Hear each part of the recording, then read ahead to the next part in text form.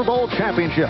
But quarterback Jim McMahon grabbed the attention. McMahon's irreverence captured the public's imagination, and his linebackers' mentality ignited the offense. But even while the Bears were winning titles, McMahon clashed with Coach Mike Ditka. Before the '89 season, the Bears banished McMahon to San Diego, a team 8 years past its most recent championship game. It did not come together for McMahon with the Chargers, and he was traded again, this time to Philadelphia to be a backup for Randall Cunningham.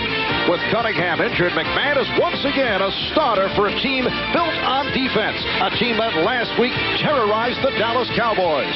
Will McMahon's combative spirit continue to lift the Eagles? Can the mixture of McMahon and a dominating defense produce another championship? NBC Sports presents the National Football League. Today, it's the Pittsburgh Steelers versus the Philadelphia Eagles.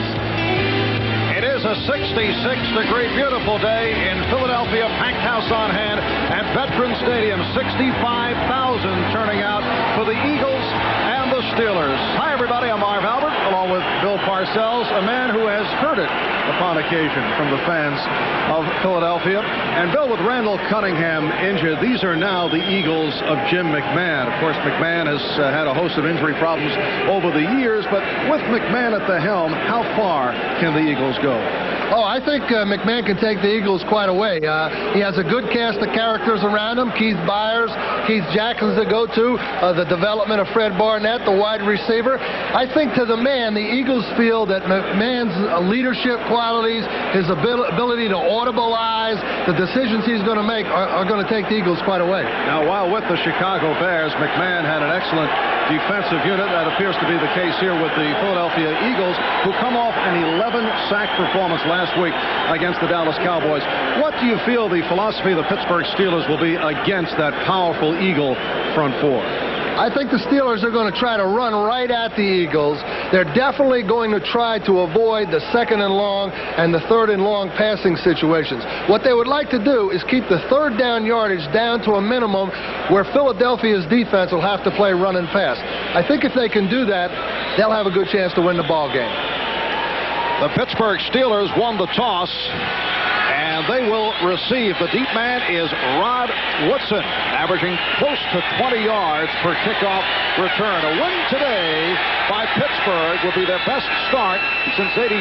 A win by the Eagles would be their best start. Oh, good coverage.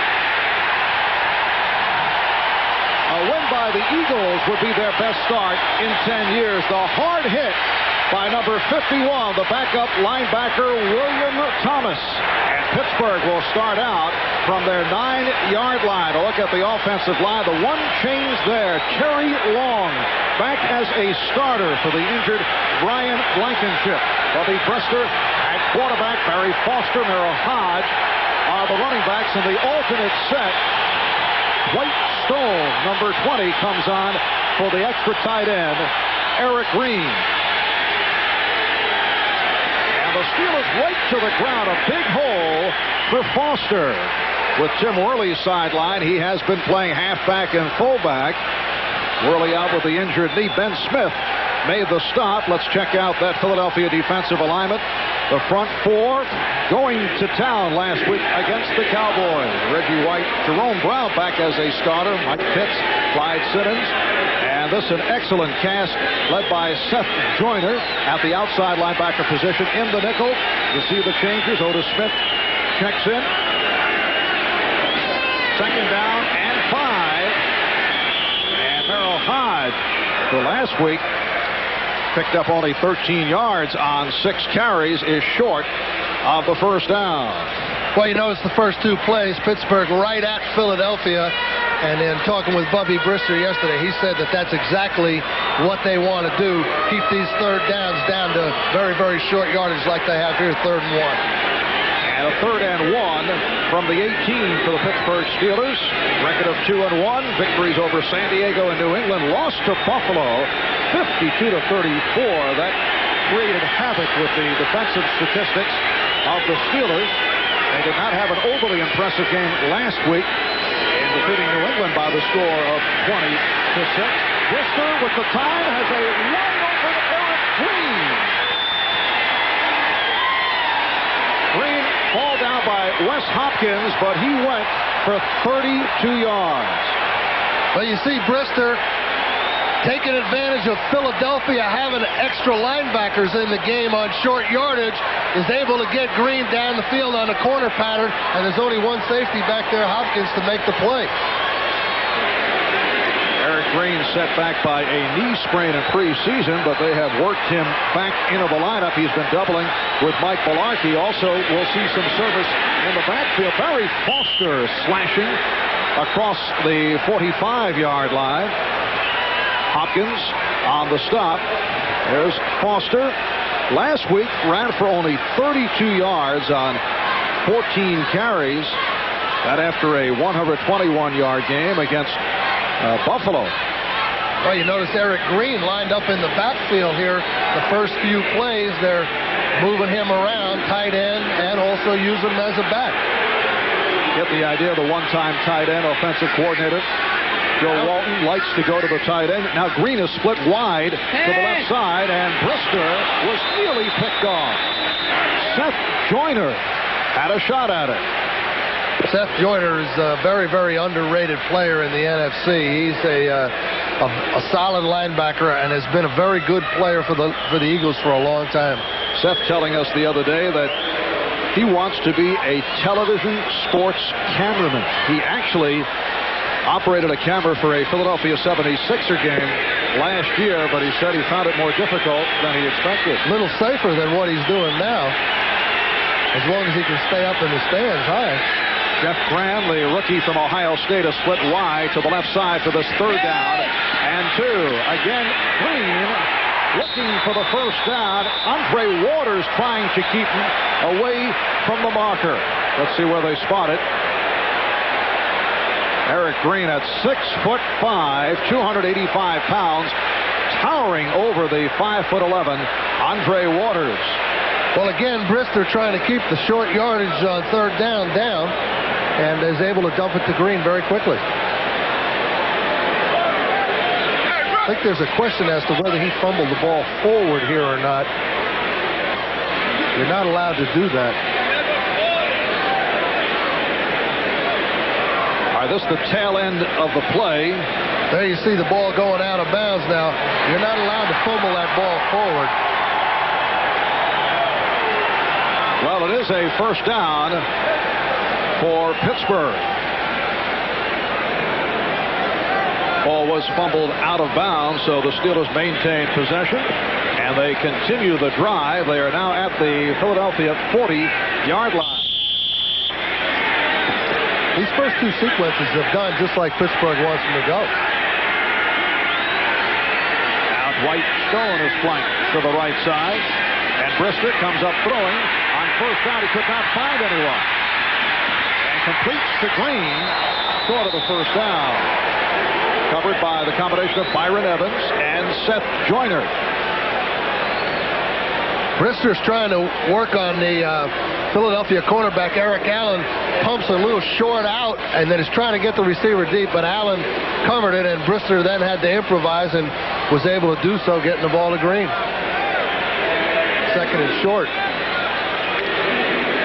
Now the Steelers from their 32-yard line. They have Chris Callaway, the second-year player out of Michigan, flanked to the left side. Again, it is Green in the backfield. That's Green peeling off to the left. Foster. And he is stopped short of the first down by the left corner, Ben Smith. There's Ben, number 26. He was a question mark coming into today because of a pulled hamstring. Rich Kotite was telling us he was toying with the idea of starting Isaiah Jenkins, but Smith said he's all right, and he is in the starting lineup. Yeah, the number 1 draft choice from 2 years ago. Philadelphia is a defense very difficult to run wide on. That last play, the Steelers trying to outrun them, and most of the time, the Eagle team speeds a little too much for those wide runs. This is the 9th play of the drive, a third down and 3 from the 33. Lips in motion. Brister had the time and has the first down with Hodge. Merrill Hodge working his way inside the 20. And a penalty marker is down. Hodge went for 17. Let's see what the call is. Referee is Bernie Kukar.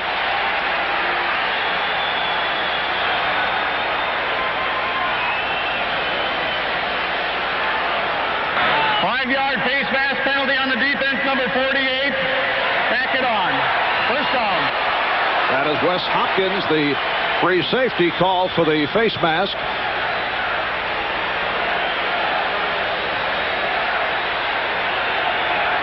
You see Hodge blocking to the left, Brister looking to the right. Hodge is one of his last outlets there. Catches the ball, and at the end of the play, you see the face mask with Hopkins, 48. Good drive by the Steelers. First down at the 12. Brister, shovel pass to Hodge, and he runs it in for the touchdown. The Pittsburgh Steelers on this opening drive going the length of the field. It's a crafty little maneuver by the Pittsburgh offense. It's 2 plays in a row. Hodge sets up to block. Brister looking down the field. Hodge is his last outlet, and to Brister's credit, under a little pressure, he got it to him.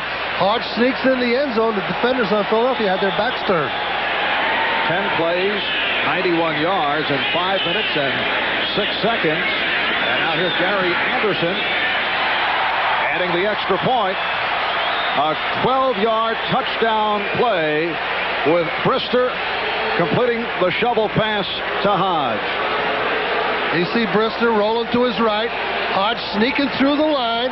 Brister finds him late and just shovels it almost underhanded. And as you see, the Philadelphia defenders have their backs turned in a man-to-man situation. They don't find Hodge till he's across the goal line.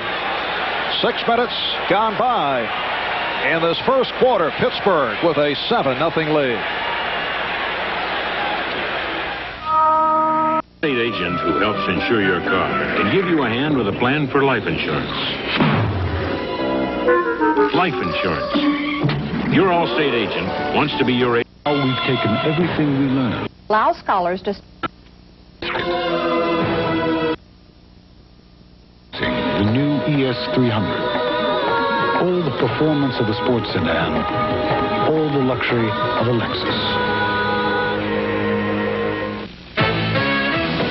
Friendlier. And in the end, the most award. I'm a big man. Because there's a Bic for every beard. Bic Regular, a great shave at a great price. I'm a big man. Bic Sensitive, Bic Babies, tender skin. Team that is on a roll. They've shut two teams out this season already. They've got the #1 pass defense, and we think we've got a darn good pass offense. So we're going to find out going down the field in this ball game just how good we are against the very best.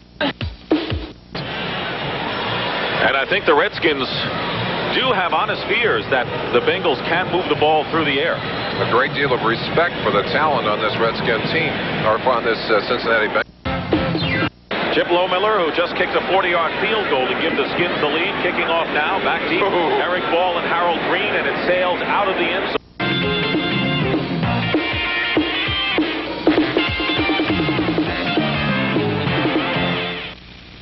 Here's the kickoff from Gary Anderson. Rod Harris back with Keith Sherman, and it's Sherman on the return. Bringing out to the 20-yard line. Rob McGovern, backup linebacker, made the stop, and Jim McMahon and the Eagles stepping out to look at the offensive line. The one change here at right guard, Dennis McKnight, for the injured Ron Soule, who's out with an ankle. Keith Sherman and Keith Byers are the running backs. The receivers, Fred Barnett with Kenny Jackson and Keith Jackson. For Kenny Jackson, his first start since back in '87. The alternate set for Rich Kotite and the Eagles will feature Mickey Schuler coming in as the second tight end. And Schuler and McMahon have shown good rapport the last couple of weeks. So the Eagles, from their 21, they're trailing by the score of 7-0.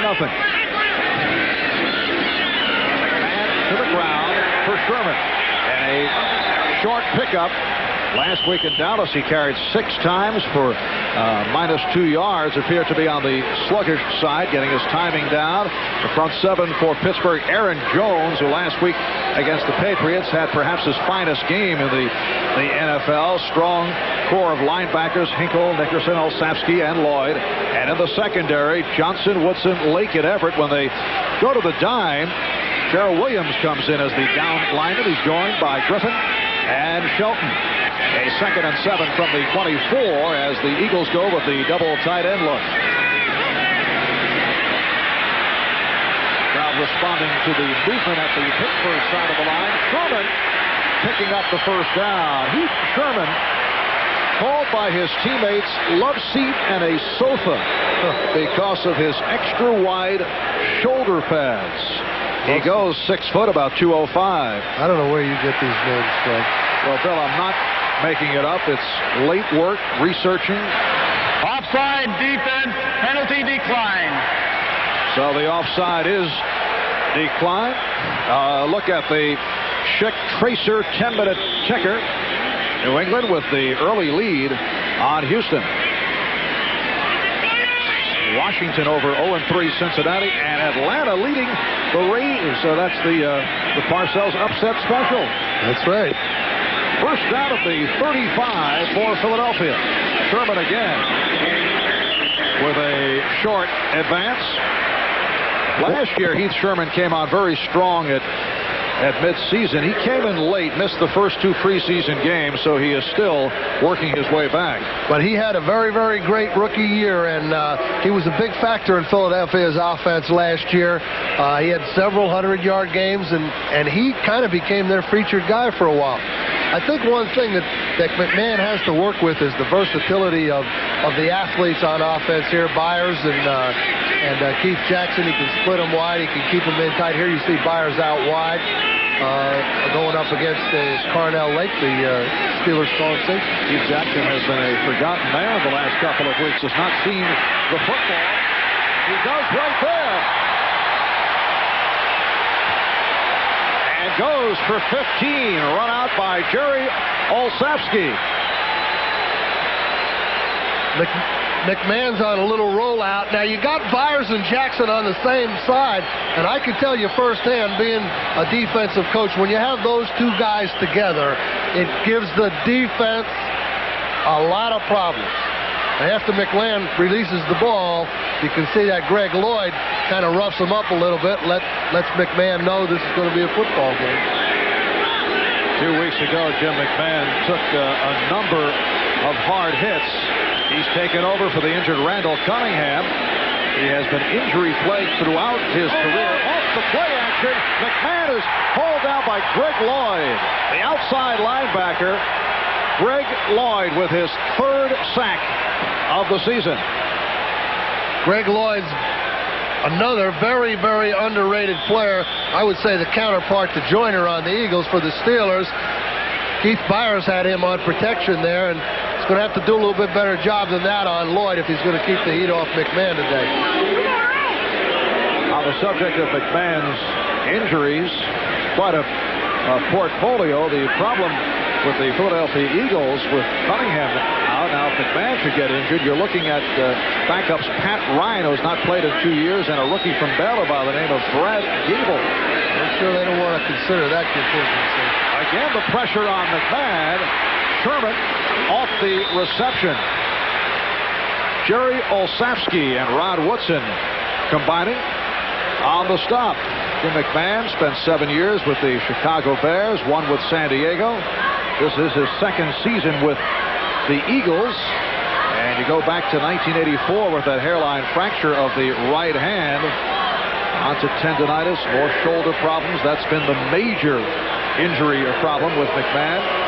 They've got to keep him healthy now. They don't have any choice right now. Pat Ryan just got here, and they have the rookie Brad Gable. The offensive line of Philadelphia has got to do a little better job than they've done here in this first series. It's a 3rd down and 10 from the 45-yard line. You saw the movement as McMahon is able to complete. Has a free play with Byers.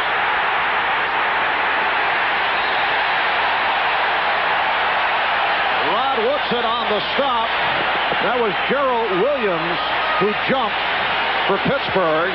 Byers went for 26 yards. Well, here's another example of Byers' versatility. McMahon using him as a little outlet, get a lineman in front of him. You see him in the open field, 250 pounds, and I guarantee you that those defensive backs don't like to see a guy that size down there loose in the secondary. Byers goes 6'1", 238 pounds.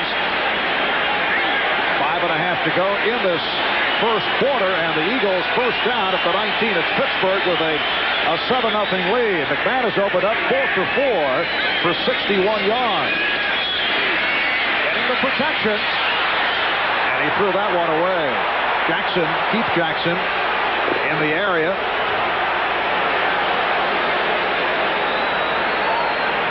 Donald Evans on the pass rush this time. Gets McMahon late. That's 3 times McMahon's down already here in the first series. Again, Philadelphia's offensive line's got to do just a little bit better job winning those one-on-one battles if McMahon's going to have time to throw it efficiently. The Eagle offensive line has been shuffled over the last few years. Right now, it's Heller, Colley, Alexander, McKnight, and the #1 draft pick at right tackle, Antone Davis. 2nd and 10 from the 19. Again, movement. The give to Sherman, who tried the left side.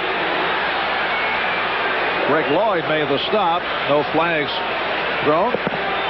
Eagles were in a formation that time that kind of has 3 tight end types all on one side, kind of almost like a single wing. You see those guys all on one side over here. There's Byers. This guy was over there. He came in motion, coming back across. They like to do that to get a little overload to try to outnumber them, and they run back away from the formation straight. It's a 3rd and 7 at the 16-10th play of the drive. Steelers open with a long drive, going 91 yards for the touchdown. McMahon with some deception getting it to Byers.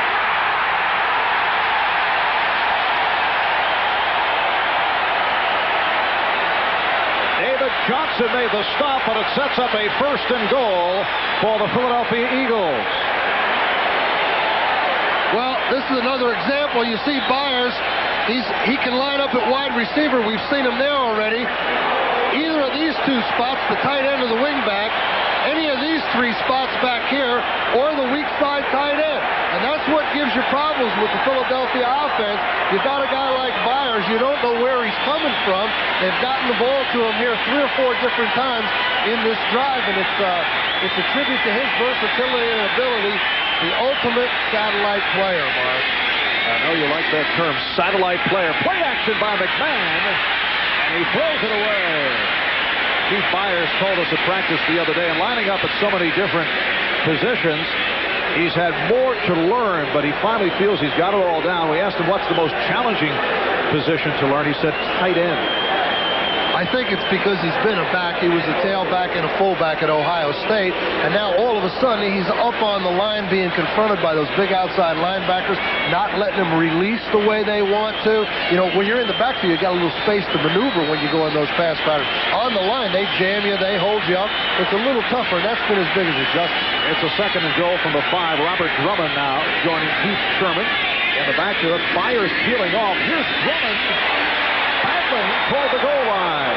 Robert Drummond, a 3-year player out of Syracuse who comes off an injury hit season, set back by a hand problem a year ago. Spent a good portion of the season on injured reserve. You see the rookie right tackle, Antone Davis, driving the Pittsburgh defensive end. Aaron Jones right on his back, and Byers is helping lead through there. They've got a pretty good power formation. Ball's on the 1-yard line now. Philadelphia's #1 draft choice out of Tennessee, Antone Davis at right tackle. It's the 13th play of the drive. 3rd and goal from the 1 against Sherman, and Drummond are the setbacks. Here's Drummond.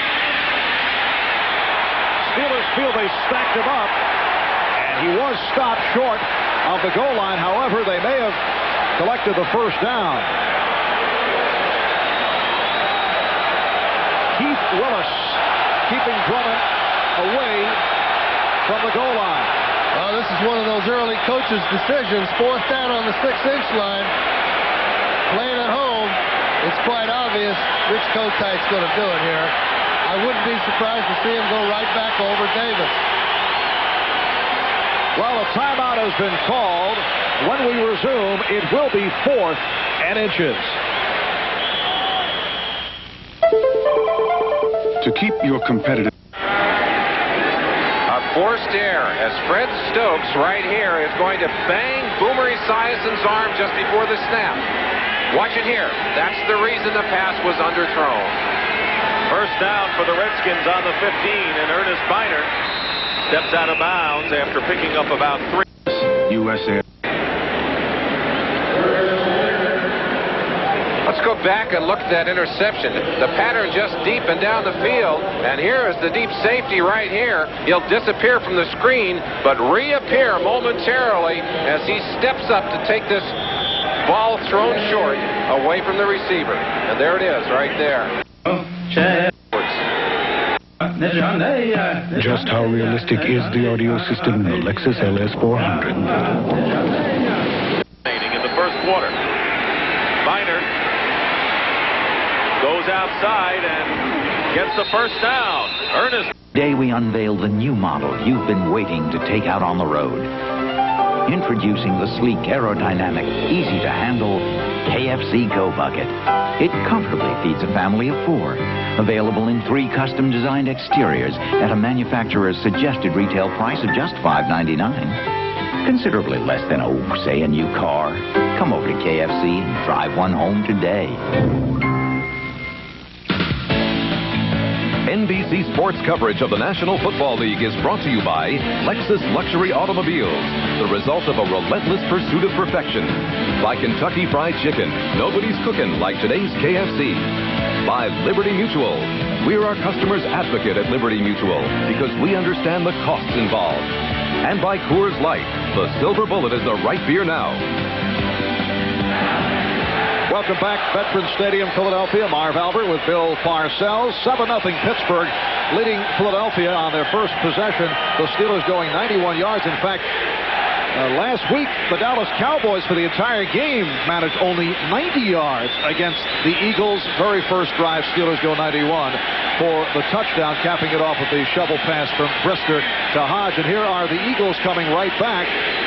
13 plays, 78 yards. It's a 4th and inches from just outside the goal line with 2 minutes and 24 seconds to go in this opening quarter. And strangely enough, or coincidentally, the key plays in both drives, respectively, have been little outlet passes to Byers and Hodge.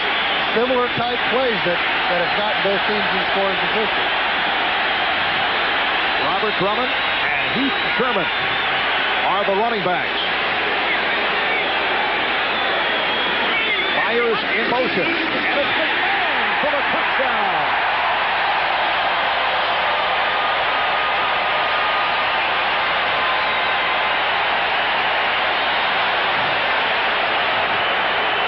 And a penalty marker has been thrown in the end zone. Well, that's one of those demonstration things. They spiked the ball, the offensive lineman spiked the ball, and they're calling that. We have a demonstration penalty. 5 yards will be assessed on the kickoff. Well, there will be the demonstration call, although NFL teams no longer will be penalized for high fives in the end zone or tossing football into the seats. There have been some modifications made to tone it down. A kinder and gentle rule put forth by the NFL. Rousette putting it through to tie the game at 7. Wouldn't it be great if you invented magic recliners that took you anywhere? You guys... Under pressure, Gary Clark was the receiver, and the pass just died, and I don't think Clark saw the ball. There were 2 defenders downfield, including Eric Thomas, and that will bring up 4th down, but Rippon got pressured inside by David Fulcher, the strong safety. Clark had actually gotten his man to fall down, but this ball skied off the hand of Rippon. And watch this, Clark turns back, couldn't even see the football.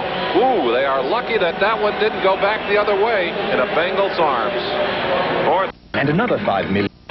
Will kick for the Redskins. Back deep for the Bengals is Mike Barber. Mitchell Price, their regular return man, is on injured reserve, having arthroscopic surgery on his right knee. So it's Barber. And this kick drops short and takes a Redskin roll and goes. Good tires, good service, good people, good care.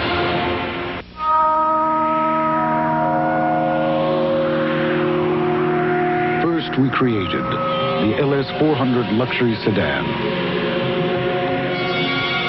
Now we've taken everything we learned and condensed it. Introducing the new ES300. All the performance of a sports sedan, all the luxury of a Lexus.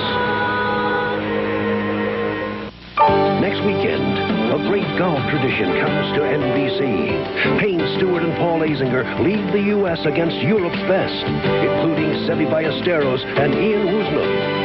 The pride of yesterday and the pride of today in an unrivaled testimony to golf. The Ryder Cup on NBC. As Roger Ruzek gets set to kick it off, let's check the Schick Tracer 10-minute ticker. Bill Belichick going up against Ray Handley in a Cleveland Giant game. And Parcells upset special, still looking good. Indianapolis now in front of Detroit, 10-0. Dickerson on the 2-yard touchdown run. The Asuci a 20-yard field goal. Rod Woodson is back for the kick. Woodson has exceptional speed.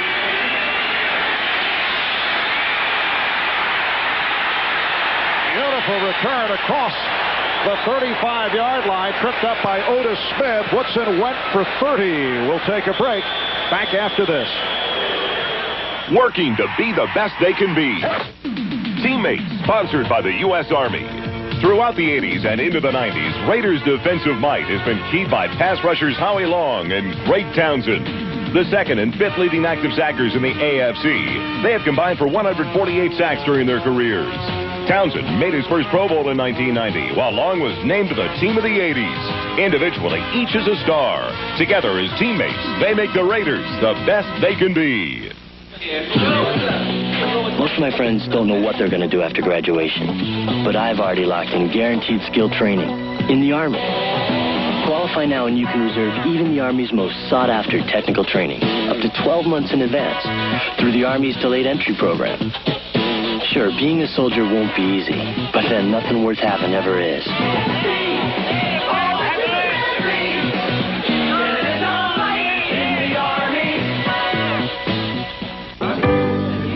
It took all day, but they finally came up with one very big idea. What do you bet they printed on a laser jet from Hewlett-Packard?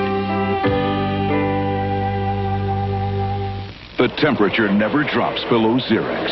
That's important to remember at a time like this, when it's very dark and very cold. Ah, you did remember Xerex Antifreeze. The temperature never drops below Xerex. It's Will's first time. Not that time, it's Will's first job. Get a load of his costume. Think you'll be needing a booster seat, little boy. All new Fresh Prince, NBC Monday. Today, another step backward on his road to recovery for Terry Long in the starting lineup for the injured Brian Blankenship. Terry Long, a starter right guard for 7 years, making it back from that alleged suicide attempt back in late July that came one day after he told teammates that he tested positive for steroids. Long has been cleared by doctors, and he is awaiting a ruling from NFL Commissioner Paul Tagliabue concerning a possible suspension. Barry Foster got the call. Blankenship placed on injured reserve with a cervical spine injury, which is career-threatening. Well, that's unfortunate, but that creates an opportunity for Long to get back in there. And, of course, he's had a long summer, and I'm sure he feels pretty good about just getting back in and having the opportunity to play. It's a 2nd down and 5. Once again, the tight end Green lining up in the backfield. Brister taking a long look. And Brister throwing deep for Green.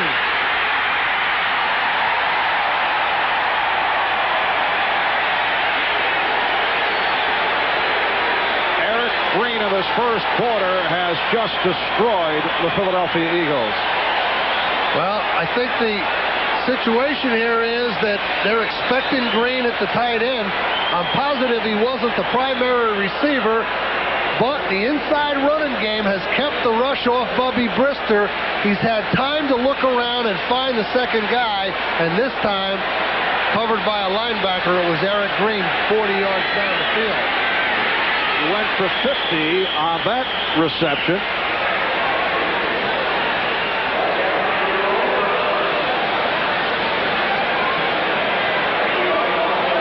So it's a 2nd down and 8 off the carry by Barry Foster. The Pittsburgh Steelers and the Philadelphia Eagles are tied at 7 as time is running down in this first quarter. That inside running has definitely slowed down the Philadelphia pass rush. Now Pittsburgh's trying to spread them a little bit here. Green is split wide left and Lips to the right. Brister over the middle. Touchdown! Again, Eric Green doing it in front of the strong safety, Andre Waters.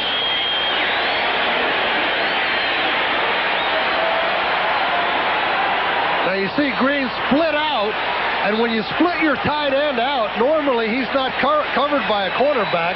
He's covered by Andre Waters, the strong safety. Green, so much taller. Brister leads him inside.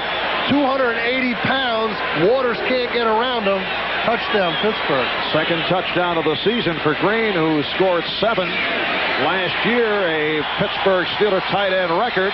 Gary Anderson increasing it to a 14-7 lead for the Steelers, who have been able to score on their first 2 possessions. Bubby Brister off to the good start, 7 for 8, 128 yards. We're set for an update. Let's go to Bob Costas. Well, Marv, for his upset selection, Bill went with the Atlanta Falcons at home over the Raiders. Here's Deion Sanders hitting Jay Schrader from the blind side. Fumble scooped up by Jesse Tuggle. 18 yards later, he's in the end zone, and the Falcons have a 7-0 first quarter lead. Back to Marvin Bill. All right, Bob. Pittsburgh 14-7 over Philadelphia here at Veterans Stadium in Philly with 9 seconds remaining in this first quarter. There's Andre Waters, one of my old nemesis from down here in Philadelphia. Although he was awfully friendly towards you yesterday. Well, he gave me a big hug. I guess you can see he's a little upset right now, and I don't blame him. You know, those safeties are not used to seeing the size guys like Eric Green split out wide there. And, you know, you get a guy 6'5", 280, those defensive backs are not used to covering a guy like that or that big when he's split out wide. A return by Rod Harris. And a good one by Harris, 3-year player out of Texas A&M. As this first quarter comes to a close, Harris goes for 33. Pittsburgh with a 14-7 lead on Philadelphia. The accident took my arm, and I thought my job. I just couldn't do what I used to. So Liberty Mutual gave me a Boston elbow. Its power and flexibility gave me back the ability to do my job, which gives me back the ability to pick up a paycheck.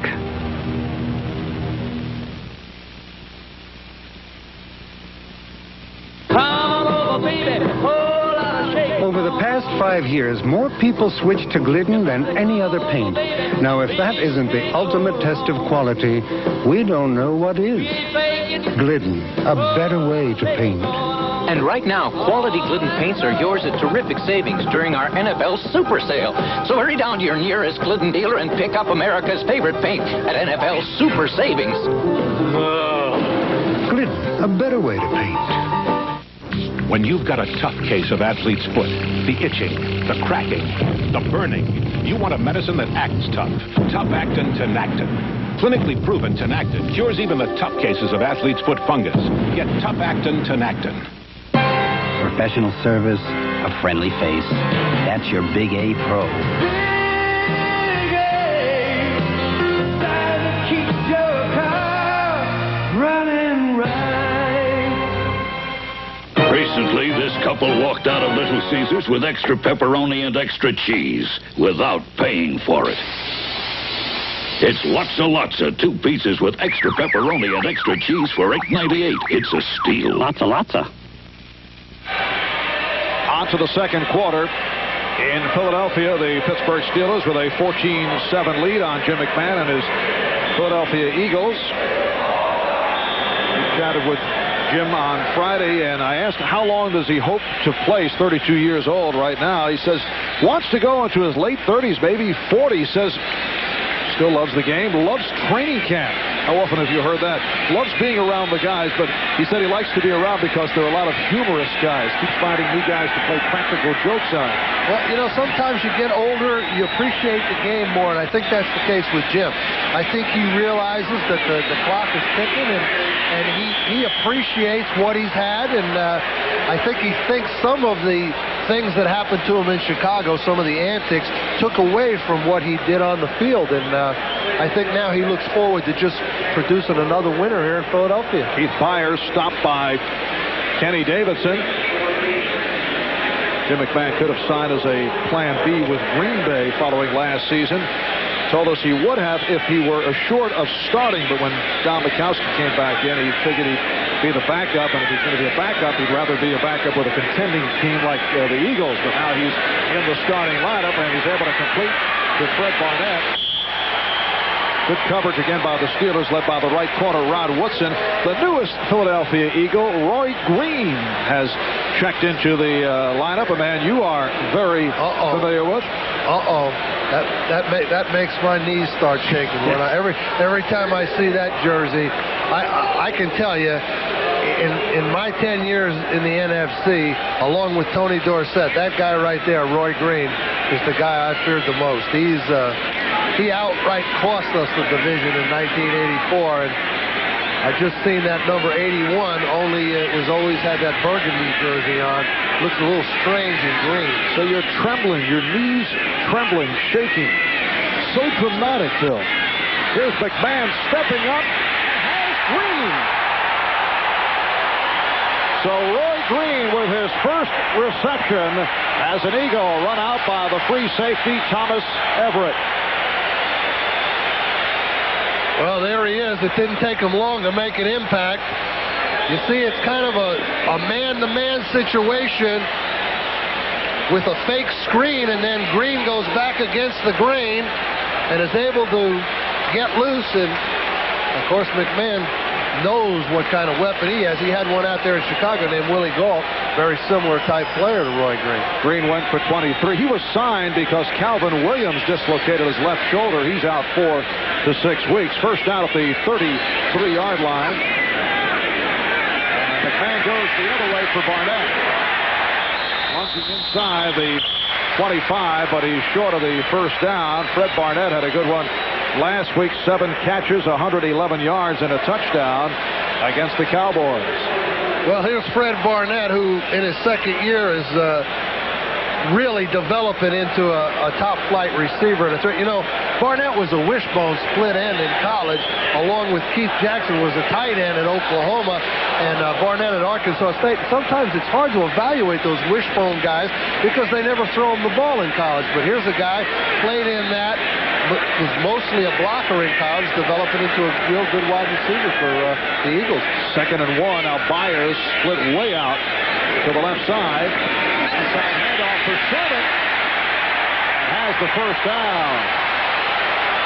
Ariel Safsky made the stop. How do you scout a wishbone receiver? I would think you have to take a close look during practice sessions, and then you still have to visualize how a player in that type of format would work out in a passing situation. Well, the problem is they don't practice any of the things in the wishbone offense that you ask them to do once they get to pro football. They're out there cracking down on the weak safeties and linebackers in order to make the running plays go. So you have to see them in other areas. It's very difficult. He goes first out at the 17. McMahon off the deep drop. In trouble, throwing end zone and threw it away. Well, that's the thing McMahon will do. He'll throw it away. Done that 3 times already today. Keith Jackson well covered, so he fired it high and far. Look at the ITT 10-minute ticker. Giants now with a 3-0 lead, a 44-yard field goal by Matt Barr. Don Shula going for win number 300 once again. Cincinnati 7-3 over Washington. Bengals at 0-3 coming in. New Orleans 7-0 over Minnesota. And Indianapolis leading Detroit. 2nd and 10 from the 17. 3.5 gone by. Second quarter. Steelers 14, Eagles 7. McMahon throwing end zone, and it is dropped by Jackson. The defenders may have gotten a piece of it, a combination of Olszewski and Lake providing the coverage. Well, Jackson gets a free release off the line, working on double coverage here. Carnell, Lake, and Olszewski double them. And, McMahon can't put the pressure on the defense running that Randall Cunningham could have, so they can afford to double. And Jackson was telling us the other day, when Cunningham was in there, one of the linebackers always worried about him running. In this case, they don't have to worry. They can stay with the receiver. It's a 3rd down and 10. McMahon pops it over the middle, completing to Green, his second catch, but he comes up short of the 1st down. Roy Green, a man who holds all of the Cardinal franchise receiving records. Last year spent some time with Cleveland in his 13th NFL season. He's 34 years old.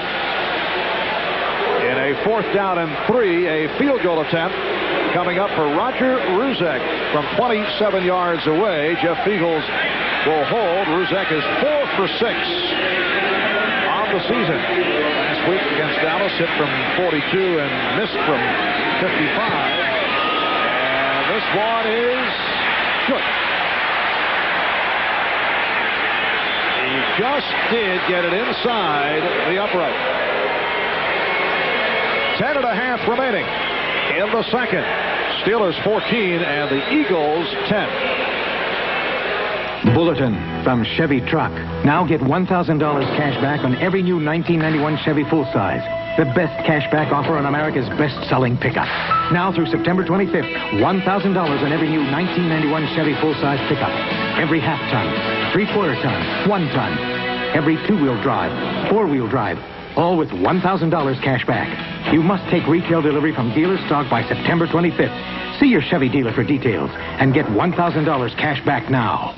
When you buy a Super Color Special TV antenna from Radio Shack, you get a great value. And Radio Shack has everything you need to make installation easy. Best of all, you get Super Color's advanced technology for the clearest picture and sound possible. Reception so lifelike. It's incredible. Hey, great picture, huh, Howie? And Super Color antennas are here just in time for football. 2 great antennas for city, suburban, or long range from $24.88. Only at Radio Shack, America's technology store. Guys, doesn't get any better than this. Bob Pullum was wrong, because when a crate of lobsters fell from the sky, it got somewhat better. And when the Swedish bikini team dropped by, it got a little better. And when an old Milwaukee truck showed up, it most certainly got better. Old Milwaukee and Old Milwaukee Light. It just doesn't get any better than this.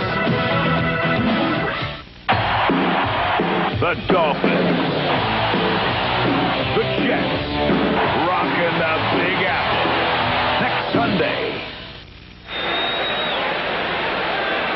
Roger Ruzek getting set to kick it off with Rod Woodson back deep. There's Ruzek, one-time Dallas Cowboy, and Woodson, one of the best kick return men in the NFL, one of the fastest players in the league.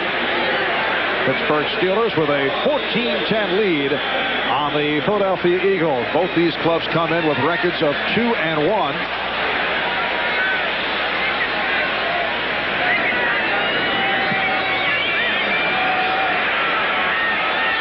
Short kick.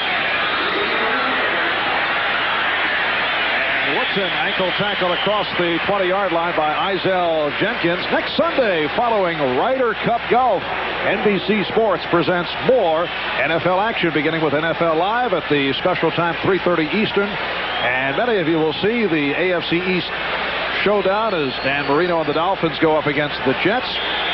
There's the full lineup. Check your local listings for the game in your area. I know you're working on your upset special for next week. You feel this one is already in the books? Not quite. A little early to be counting this one, but that's... But you're a confident guy. Well, I give it a lot of thought, Mark. Yeah. Brister off the fake. Green with yet another reception. That is his 6th of the day. Run out by Eric Allen, a Pittsburgh first down. Eric Green, 6 catches, 112 yards. Well, it seems like every time a guy catches a pass, his name is Green here today. Whoa. We've got Eric Green, and then we got Roy Green, and this guy, slow blocking, releases late in the flat. They fake a bootleg. Brister brings it out to him, and you notice those defensive backs don't take him on up in those shoulder pads. What kind of adjustment would you make against Green, who is doing, it seems, whatever he wants to do? Well, this is the creativeness of Pittsburgh's game plan. They put him in different situations. Brister fumbled it off the hit by Simmons. And Terry Long able to recover, and the crowd reacts to Clyde Simmons, who last week against the Cowboys came up with a club record for a single game of 4.5 sacks. This the Eagles' first sack of the day. Well, you got a missed assignment without question. I'm not pointing fingers. It looks like John Jackson, because there was a guy on Terry Long, and there was one on Jackson. Jackson didn't block his guy. Long blocked his guy.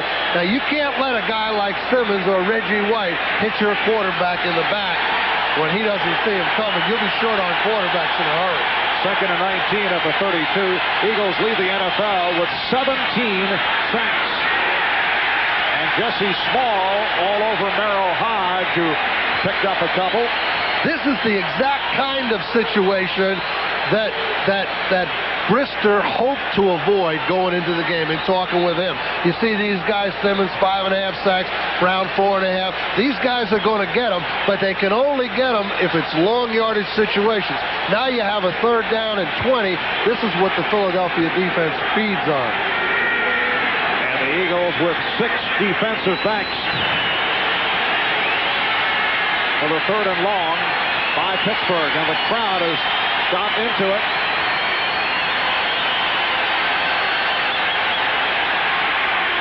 Penalty marker down.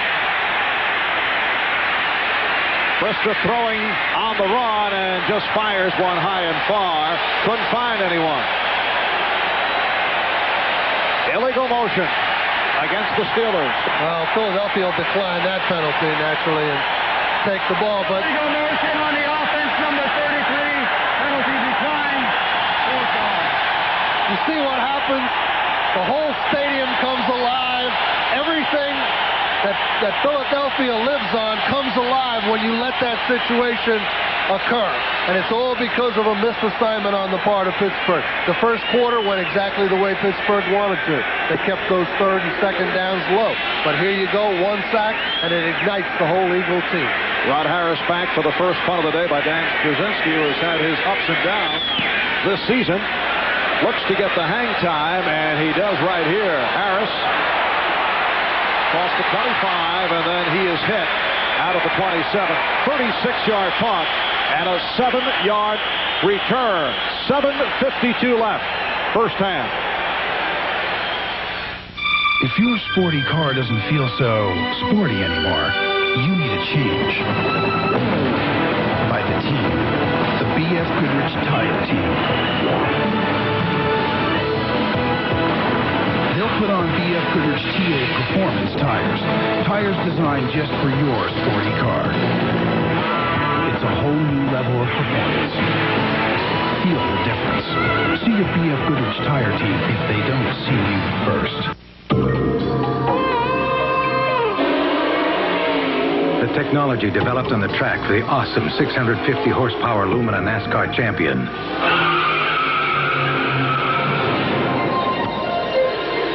goes into cars like this.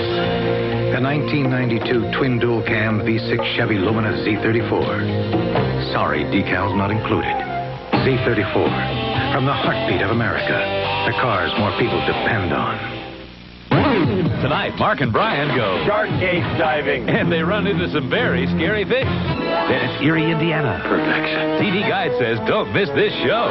Enough said. And James Garner in the show that scored a hole-in-one with the critics. Man of the People.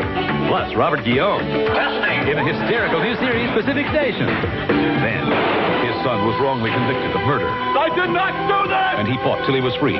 Martin Sheen, based on a true story. Guilty until proven innocent. NBC tonight. NBC Sports coverage of the National Football League is brought to you by Chevrolet, the heartbeat of America, the cars more people depend on. By Old Milwaukee and Old Milwaukee Light, it doesn't get any better than this. By Canon Bubble Jet Personal Printers, laser quality at dot matrix prices. And by Castrol, engineered for today's smaller cars. Welcome back to Veterans Stadium in Philadelphia with Bill Parcells. I'm Marv Albert. 7:52 to go. Second quarter. First down at the 27 for the Eagles, who are trailing the Steelers 14-10. Sherman off the swing pass. Took a hard hit. Able to continue. Took the hit from Gerald Williams, 3-year man out of Purdue. Williams is slowly working himself into a prominent role for the Steelers. You see him in there now playing the regular defense. He'll play on the nickel defense or on the dime defense as a fourth down lineman. And he's a guy that looks like an up-and-coming player for the Steelers. And physically, he's the kind of linebacker that I always prefer.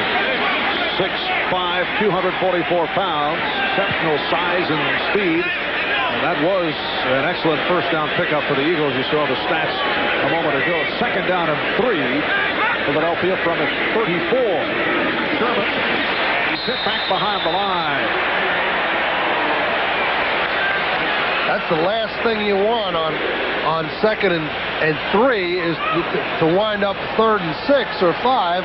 You know, when you run wide on that situation, occasionally you risk giving up that yardage. So what went from a good first down pickup, now they're in a disadvantageous third down situation.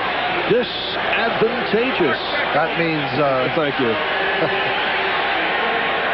The Eagles with 8 rushes, only 18 yards, so they continue to have their difficulty with the ground game. Third down, 6 from the 31. 41 fires peeling off. Flag thrown. McMahon throwing high goes incomplete. Pass intended for Roy Green, covered by Larry Griffin.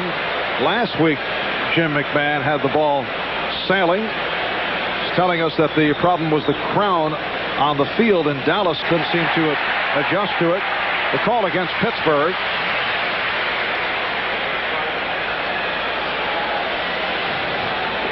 You see Jim McMahon. Number 57 on the defense. Repeat the down 5-yard penalty. You see Jim a little exasperated there, and you know, he had a little problem down in Dallas last week with the crown on the field. He's throwing the ball a little bit high, which can happen when you're not used to throwing on a crown field. Now he's back on a level field, and it takes a little adjustment for a quarterback. It's something that people don't realize. You're throwing on different levels, and sometimes the ball sails a little high or a little low on you, depending on the nature of the field. It's a third down, and 1 at the 36. And took a long look. Then went incomplete. Keith Jackson, the intended receiver, and pressure from the Steeler front 3. I think that's the situation there where Philadelphia may have outsmarted themselves a little bit. They had 1.5 yards to go on third down, and they came out in a widespread formation trying to catch Pittsburgh by surprise, but Pittsburgh adjusted well to it.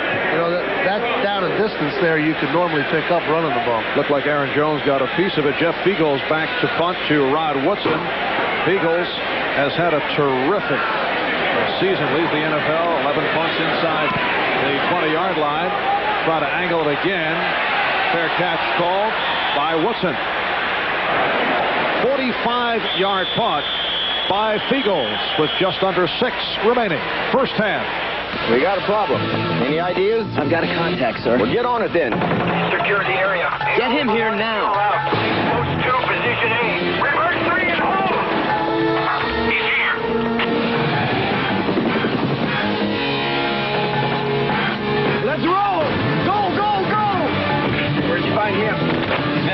organization for a while. Nice job, sir. With years of training behind them, Napa technicians provide a secret service everyone should know about. This neighborhood produces most of our Olympic team stars. It's where you'll find the Emerson Flag Company. They send thousands of flags to the Olympic Games. And for rush orders, they use express mail from the Postal Service. It offers convenient pickup service, guaranteed overnight delivery, plus great low prices, which could help a small company like this have a banner year. We deliver for you. Caprice is a new benchmark. A high-quality, performance-oriented, full-size sedan. Look at the... Finally, Brad Edwards storms up from the back position, and so now Andre Collins joining at one of the Bengals. In fact, it was Brooks and Collins and Wilbur Marshall also in on the play, but no time for that. They've got another play coming up in a hurry. 2nd down and 7. They were able to get their subs onto the field. They had to sprint, but they got them there. There's still confusion, though, for the Redskins. They're pointing around, looking around. Now it's the Bengals' turn to take a look. From Lloyd Bridges and a sea full of very scary fish. Then it's Erie, Indiana, the show critics call the best reason ever. Taking the time because there can be no more substitutions coming in, and the Redskins have to be ready for the play. Rundown of the ITT 10-minute ticker. Matt Barr has done it again. Second field goal. This from 48 for a 6-0 lead. Green Bay and Miami tied at 6. New England jumping in front of Houston. Washington 10-7 over Cincinnati. The Parcells upset special with Atlanta hanging in. And the Pittsburgh Steelers back to the offense from the 20-yard line. Barry Foster to the 24. Pittsburgh back to what they started the game with, using Eric Green in the backfield as the lead blocker for Foster. That's the way they started the first series. Now they're back to that again. And there is the offensive coordinator for the Steelers, Joe Walt. A very close personal friend of Eagles head coach Rich Kotite. They work together with the New York Jets. Things a little bit different from a year ago when the Pittsburgh Steelers struggled offensively, opening up at 1-3. Foster again, big hole, and a first down. Wes Hopkins tripped him up. Last season, Steelers did not score an offensive touchdown over the first 4 games, and then came on late and finished up at 9-7, although they were out of the playoffs. Well, the offense is definitely in much better sync than it was last year at this time. There's Foster right up the middle, and that block tackle by the safety might have saved the touchdown because there wasn't anyone left after that tackle was made there. Steelers first down from the 37, and Brister's pass behind Lips. Ben Smith covering. Lewis Lips, who last week against the Patriots came up with 7 receptions. Joe Walton's doing a good job mixing up his play calls on first down, run hard inside, then raise up with the quick pass. Everything designed to pick up the quick 5- and 6-yard situation so that Brister doesn't have to operate in a similar situation to what he did the last series, 2nd and 15, 2nd and 20, 3rd and long. It's Philadelphia's too much when it gets in that situation. It's a 2nd and 10 from the 37. Huge tight end Eric Green now splits to the left side. Brister looking that way, and big rush. Now last week the Eagles came up with 11 sacks without going with the blitz, but it looked like it was on right there.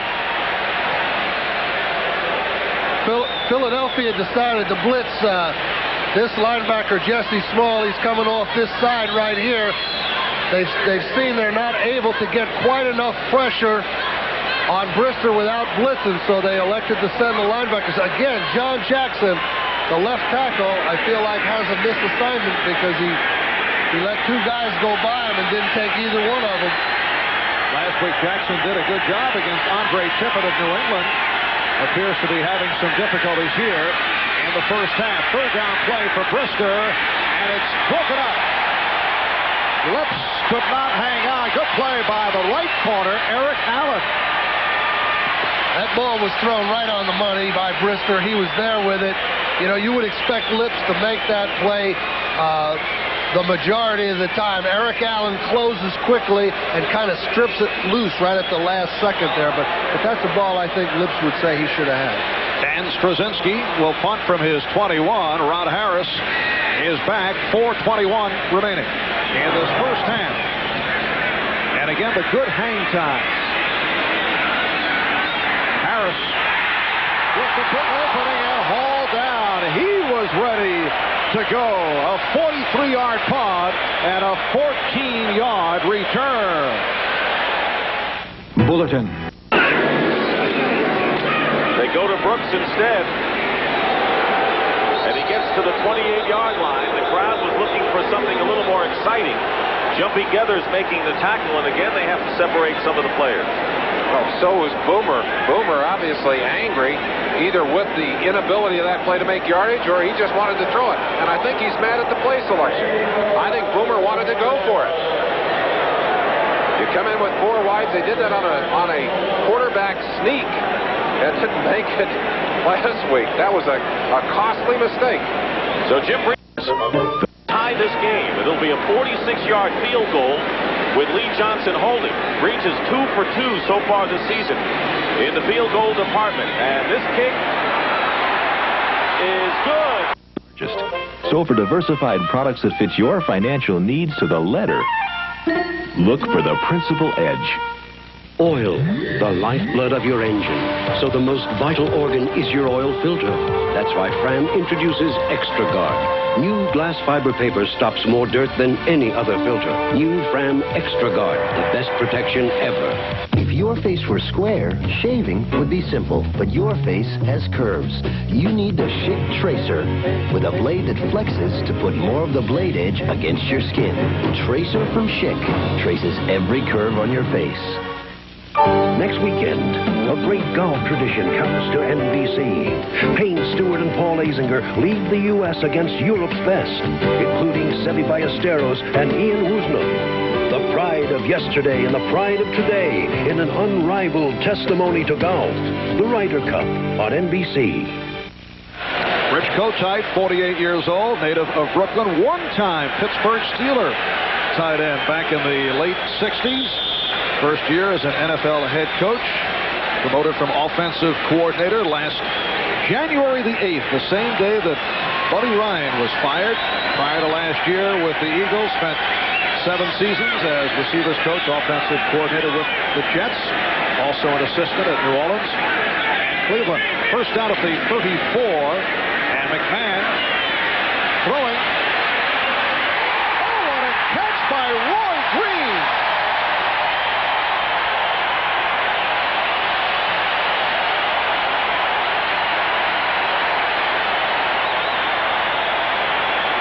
Well, you see Roy Green just running the deep pattern there. It hasn't taken McMahon very long to figure out that he's got a new weapon in the arsenal. I believe that's Green's 3rd catch of the day already. He only practiced twice last week. I'm telling you, this guy is dangerous. He always has been. And I'm sure he'll be able to run that pattern the day before he collects his Social Security. He went for 41. It was his 3rd catch of the day, and it's a first down at the 25-yard line. Now Green in motion. And a rare carry for Keith Byers. I can recall talking with Rich Kotite when we were in London to do the preseason game that matched the Eagles and the Bills, and he said Byers will run more this season. Well, that has not been the case to this point. And Byers, just a moment ago, carrying the ball for only the 2nd time today. Now, Kotite has made the transition from assistant coach to head coach.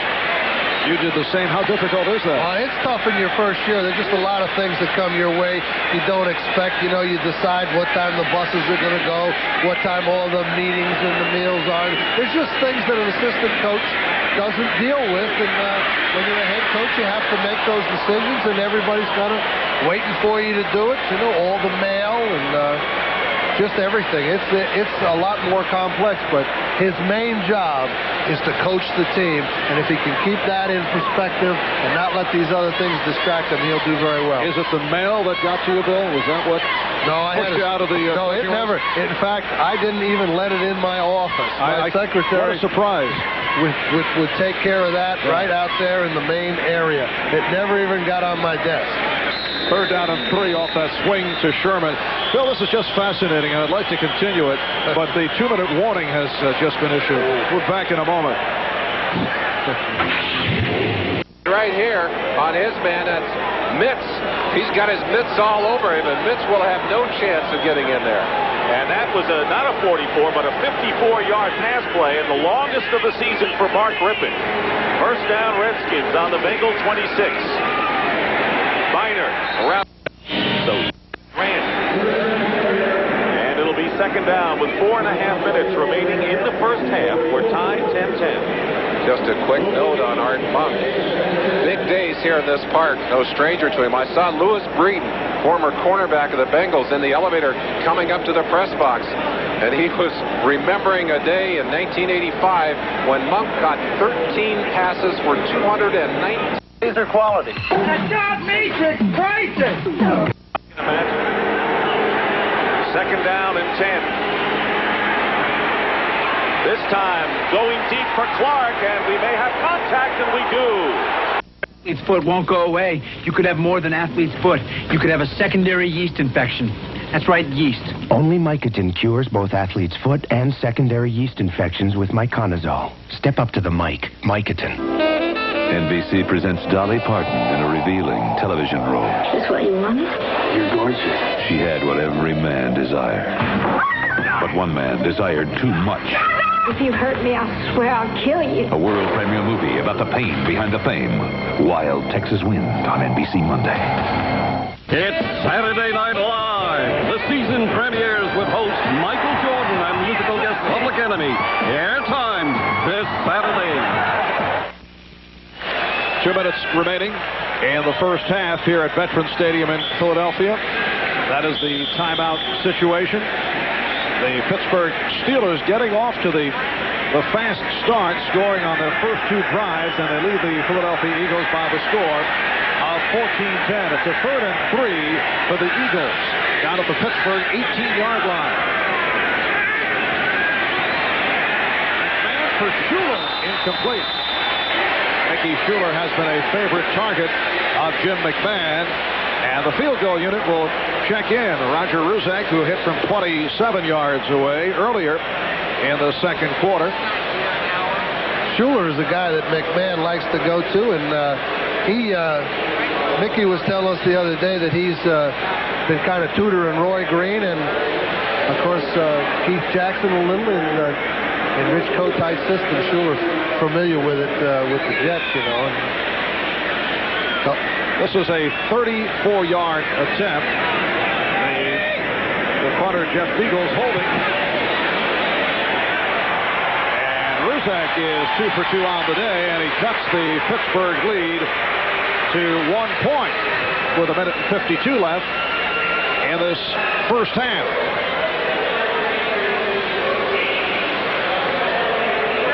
Here's the reaction by Rich Kotite. Do you know that while at the University of Miami, Kotite took up boxing and actually sparred at the 5th Street Gym while training for a tournament at the University of Miami? He did at one time spar with Muhammad Ali and Willie Pastrana. I asked Rich, was there ever a desire to go into professional boxing? He quickly said no. I don't blame him. The longevity rate may be a little longer in coaching than in boxing, and it's not very long in coaching usually. Now look at the ITT 10-minute ticker. Giants now with a 13-0 lead. Rodney Hampton on a 28-yard touchdown run. Green Bay and Miami tied at 6. New England maintaining the lead over Houston. Washington 17-10 over Cincinnati. Atlanta 7-0. In front of the Raiders. New Orleans leading Minnesota. Indianapolis over Detroit. The only other matchup of 2 teams with winning records aside from the Eagles and Pittsburgh is Minnesota and New Orleans.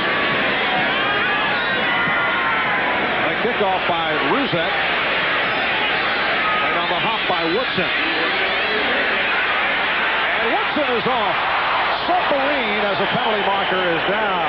The kicker, Roger Ruzek, made the stop. It is a 32-yard return, but a flag has been thrown. It's against the Steelers. Both the Steelers and Eagles heavily penalized this season. Last week against Dallas, 10 penalties assessed to Philadelphia, 28 on the season. Holding number 55 on the run back on the receiving team. 10-yard penalty, first down. That's Jerry Olszewski. The Eagles are leading the NFL in penalties. They were among the leaders last year, and Rich Kotite telling us that was one area he was trying to cut down, has not been able to, and Chuck Knolls feels the same way about the Pittsburgh Steelers, who are right up there. Those penalties will kill you. They can cost you games faster than anything. Errol Hodge with a short pickup. Reggie White was right there. We're set for another update. Here's Bob. All right, Marv, watch Rodney Hampton here take off on a 28-yard run for a touchdown. Hampton has 89 yards rushing already in the first half at the Meadowlands, and in a battle of former Bill Parcells' assistants, it's the Giants of Ray Handley over the Browns of Bill Belichick, 13-0.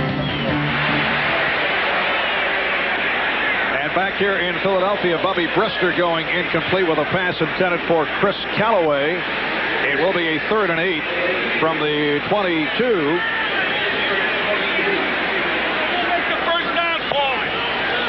Brister trying to get off the hook on 2nd and long here. Can't find anybody downfield. Buys a little triumph, tries to get it to Green, but the linebacker, Small, comes over and strips Green from the ball. Errol Hodge. The Eagle defensive unit hearing it from the crowd as the Steelers will be forced to punt. Plenty of time remaining in the second quarter. A minute 16 to go. And Dan Straczynski comes on to punt for the 3rd time. Rod Harris is dropping back. Coming up at halftime, we go back to the studio for the Domino's Pizza NFL Live halftime report, hosted by Bob Costas, along with O.J. and Will. Very handsome picture of you, Bill, but it can only be in one place. Notice how it kind of fills out the screen there? Very much so. That touched up larger shoulders than I'm accustomed to seeing. We had 2 pillows in there. Yeah. Awaiting the punt at his 35-yard line. High snap handled by Straczynski. And another good one. He's bounced back today. Harris brought down by Olszewski. 46-yard punt. And an 8-yard return with a minute 4 to go in this second quarter. Philadelphia's got plenty of time here, and with the timeout situation in their favor, 2 remaining, all they need is a couple of first downs, and they'll be in field goal range. They just have 1 timeout remaining. They still have plenty of time to execute and get down inside the 30 and kick the field goal. Barnett is to the left side, and Jackson now to the right.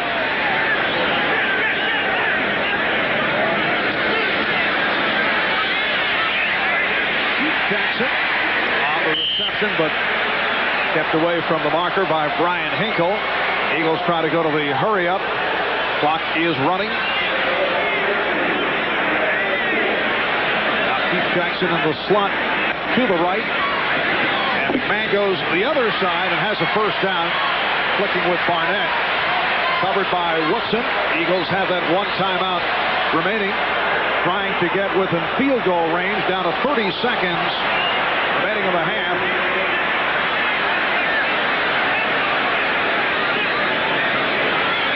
And for Green, he gets out of bounds on the reception to stop the clock.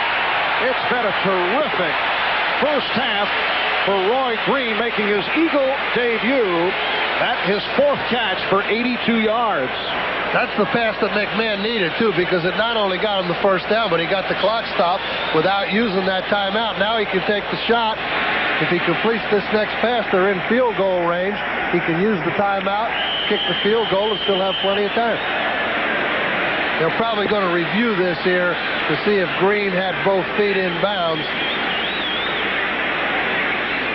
George Sletke is the replay man. 25. Put 20 seconds up there. 20 seconds. And they're also making certain that the time remaining is correct. 20 seconds to go. And they're also resetting the 30-second clock to 20. This is the time in the game where the clock guys have the most difficulty. Why is that? The game's moving along at a faster pace than what they're used to. They can't keep track of all the completions, incompletions, when the referee sets it. It's a little more difficult situation for the guys that are manning the clock when the 2-minute offense is going. Apparently, that last sideline play by Green does stand. And throws deep, looking for Barnett. And it's picked off on the deflection by Larry Griffin.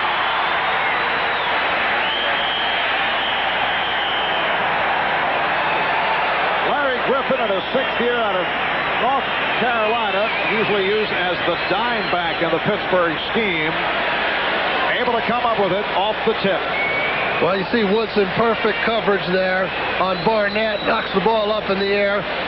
Griffin back there providing some deep help, and probably should have stayed in the end zone there with that thing and not risk the fumble, but elected to take it out. Jim was going for the touchdown there once he'd gotten his team into field goal range. And good play by Woodson. Looked like he directed it to Griffin. Little volleyball effect as time has run out in the second quarter. Pittsburgh Steelers with a 14-13 lead on the Philadelphia Eagles.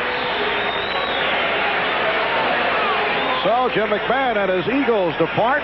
Bubby Brister and his Steelers leaving the field. Now to NFL Live. Here's Bob Costas. This is the Domino's Pizza NFL Live Halftime Report.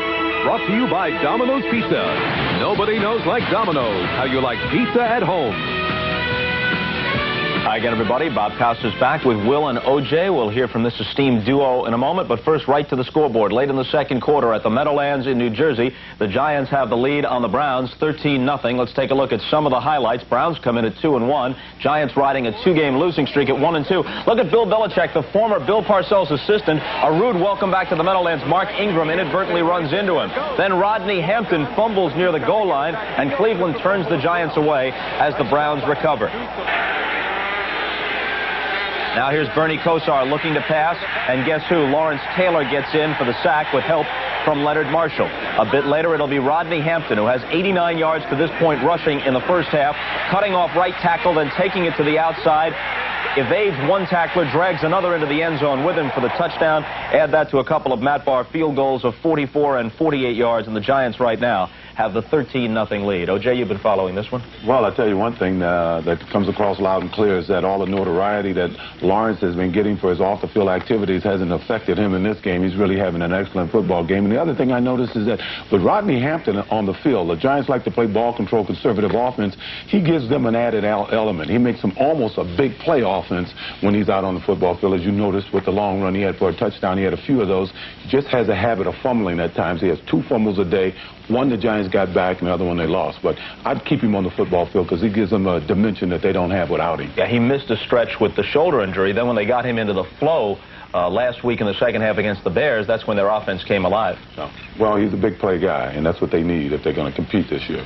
All right, back to the scoreboard. The Packers are in front of the Dolphins at halftime. The score at Joe Robbie Stadium is 13-6. Both these clubs are 1-2. Don Shula, of course, still looking for career win number 300. Pittsburgh and Philadelphia in the game most of you folks are watching. The Steelers, both teams 2-1 here.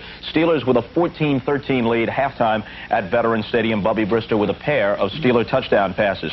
Houston is playing New England, and at Foxborough, the Patriots upset-minded. They're about a 2-touchdown underdog. They have the lead in this one by a score score of 10-6. Will Hugh Millen starting at quarterback for Tommy Hodson this week as Dick McPherson tries to shake things up for the Patriots. That's right, but the real story is the way the Patriots are playing defense. I talked to Mac on Friday. He said, well, we're going to play these guys tough Sunday. We got a good defensive game plan, and I think we'll be able to hold Warren Moon in check, and so far they have. Now, Cincinnati is searching for their first victory. They come in 0-3 at home today against the 3-0 Redskins. The game was tied 10 apiece, but the Redskins have scored 2 unanswered touchdowns. Gerald Riggs, his second one-yard scoring run of the day late in the second quarter. Then Brian Mitchell brings a punt back 66 yards moments ago for another Redskin touchdown. They lead at 24-10 just before halftime. The Raiders and the Falcons are tied up at 7 apiece late in the second quarter in Atlanta. Minnesota playing at New Orleans. Saints trying to go to 4-0 and leading at home in this one 13-0 at the Superdome just before halftime. And Indianapolis with the halftime lead in pursuit of their first win of the year over the Lions. 10-7 is the Hoosier Dome score after 2 periods. And we're back after these commercial messages.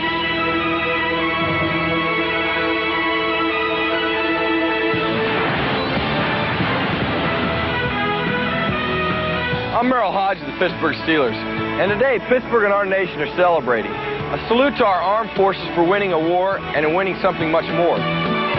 Today we march side by side in celebrations, not only to our victory in war, but in the courage, caring, and commitment that shows we're a nation that cares.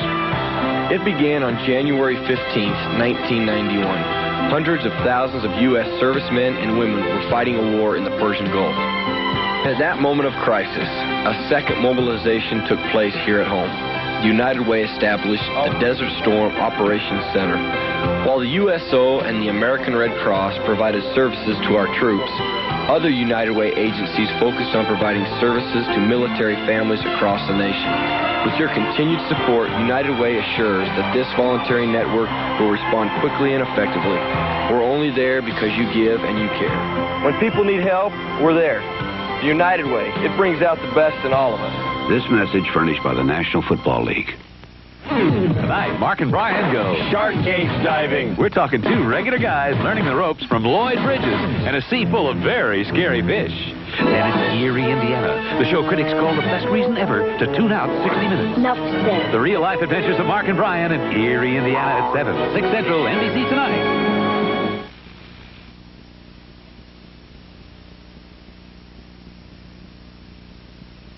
Some folks have asked me why I'm running for the Senate. It's simple. I love this state, and I think there's more we can do. Back when I was governor, we did a lot of great things together, but my first priority was making sure people were working, that they had jobs. I'm afraid we're getting away from that. If we fight for good jobs, a lot of other good things will happen. That's what I'd be honored to do. Fight for Pennsylvania. Again. Thanks. It's your Dodge dealer's factory-authorized clean sweep clearance. We're clearing out 91 models, and we've got low prices and big cash back on select models, like Roomy Spirits with $1,500 cash back. Mid-size Dakota pickups with $1,000 cash back. Get $500 back on Caravan, plus no extra charge here on select models. Plus immediate delivery, low down payments, on-the-spot financing. Hurry to the Clean Sweep clearance now before we're all cleaned out. Rediscover American values.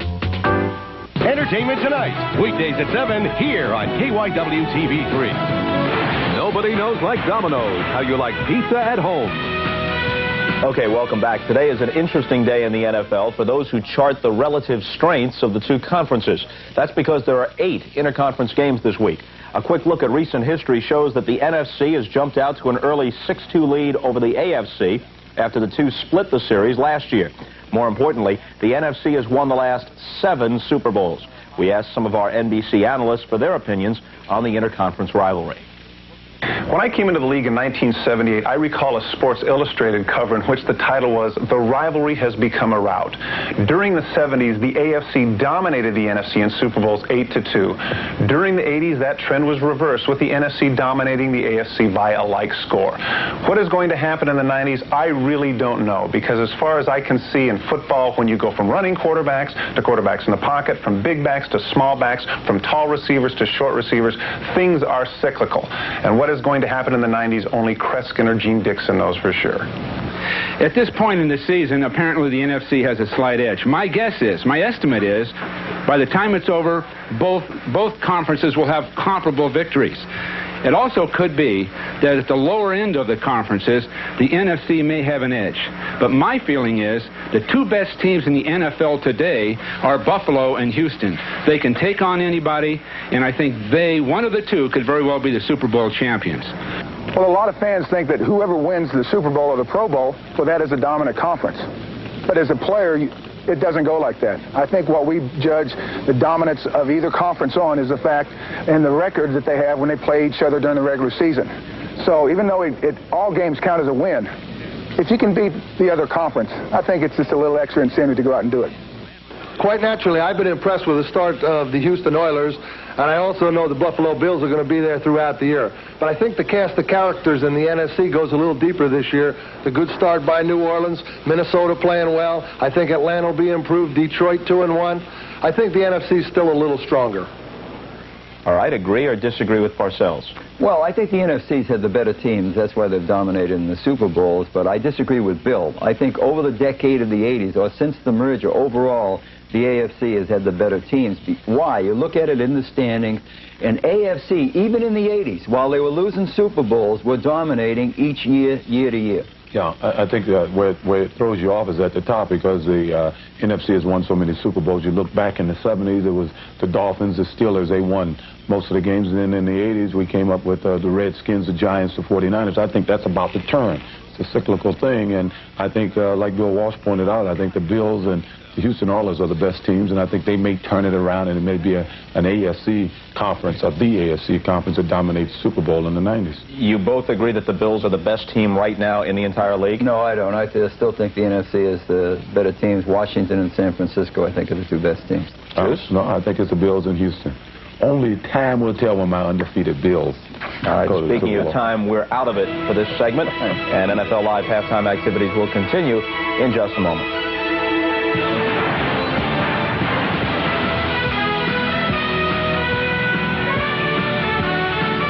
Tonight, James Garner's the man with the show everyone's talking about. The critics say it scores a hole-in-one. Man of the people. Then meet an odd couple of cops from Pacific Station. I'll grab a burger later. You're going to eat steroids, hormones, and pesticides? With a pickle and the sesame seed bun. Robert Guillaume in the show the critics love. Starting at 8, 7 Central, NBC Tonight. On June 23rd, BMW introduced the completely redesigned 325i Sports Sedan.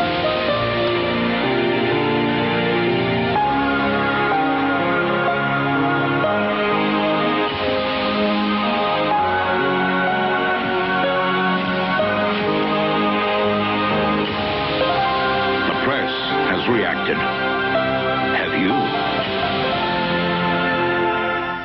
A Current Affair, weekdays here on KYWTT3. Back at Veterans Stadium in Philadelphia, the Pittsburgh Steelers leading the Philadelphia Eagles 14-13 at halftime. Marv Albert with Bill Parcells. We welcome you back. Pittsburgh Steelers doing exactly what they set out to do. They score on the first two series against the NFL's #1 defensive team. Well, the Steelers wanted to come out, run straight at Philadelphia. That's what they did. Had some success. Then were able to slow the rush down, hit the big pass to Eric Green, and they're on the board twice, and that's the way they wanted to go. Last two series didn't go quite the same way for them, however. Eagles did settle down in the second half. Eric Green with 6 catches in the first half really hurt the Eagles, but the big surprise, the veteran, 34-year-old Roy Green, a man you mentioned earlier that you feared about as much as Tony Dorsett, and he has made an extraordinary debut for the Eagles. Believe me, he's no surprise to me. He's a guy that's given me ulcers. Here you see him working against Woodson. They're faking a screen pass, and Green gets back against the grain, makes the reception. There's no one on him. He's one-on-one there with Everett. Everett's able to get him down. But Green is no surprise at all. He's a deep threat. As you see him here, working against David Johnson on an inside go here. The ball's laid up. It's a little bit short, but Green gets his body in between the defender and comes up with the reception. Off to a great start.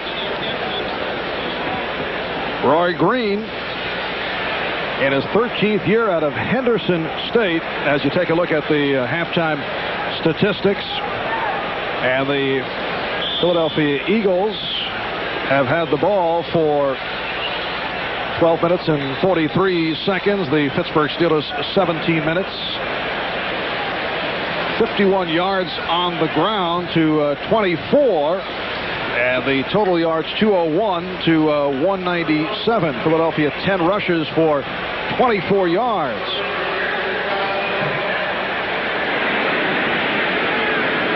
There's Gary Anderson getting set to kick it off.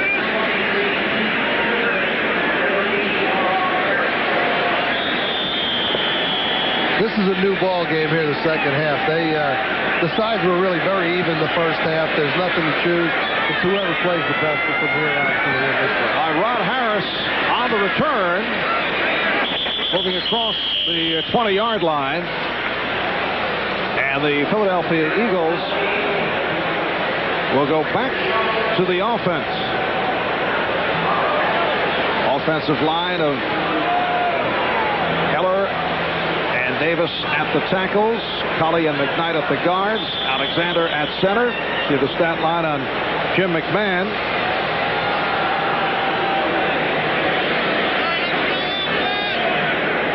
Fred Barnett and Roy Green opening up at the wide receiver positions. In this third quarter, they go double tight end with Keith Jackson and Mickey Schuler. The lone D-back is Heath Sherman.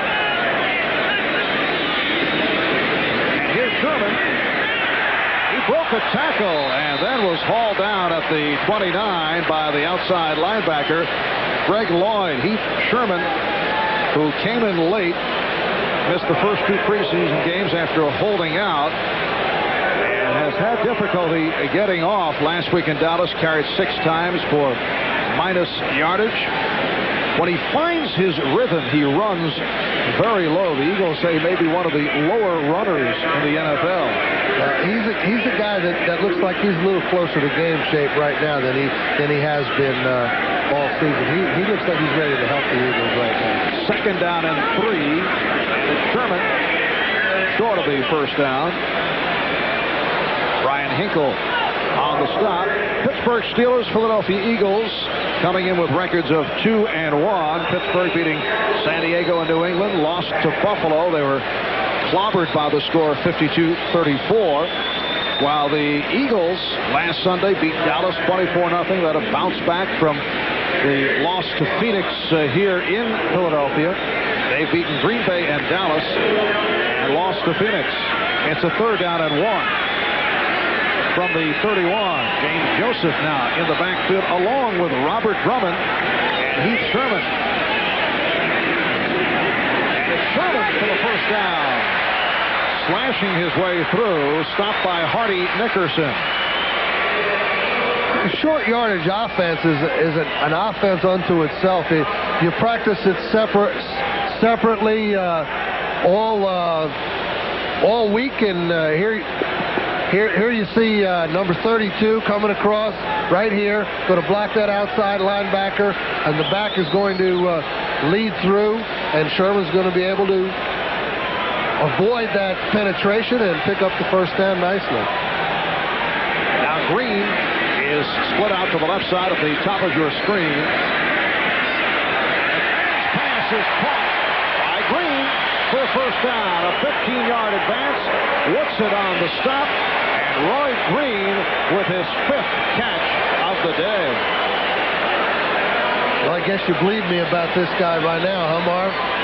This is a guy that you just cannot relax against. He's down the field. The coverage is too soft on him. This is a guy you have to challenge. You have to be up knocking him around. If you let him run where he wants to, he'll kill you. You said a moment ago that he's not a surprise today. How could you say that with a guy who practiced a couple of days? You wouldn't expect him coming to make 5 catches, would you? This guy, what I've seen from this guy, I expect anything. And it's never good. If you're on the other side. Byers, the ball carrier, stopped by Olszewski. Keith Byers bothered by back spasms last week, but he told us that he's all right. So he has now carried it 3 times. Last year, he led all NFL running backs with 81 receptions, carried the ball only 37 times. He has more receptions the last 3 years than any other running back in the league. It doesn't matter how you get him the ball, as long as he gets it, and he's been getting it an ample amount of time here with Philadelphia the past several years, and he's a threat when he gets it. On the draw, Myers, good recovery. Looked like they had him. Was able to break the tackle and was brought down by the nose. Gerald Williams is short of the first down. It's a third down play coming up, and Myers comes up limping.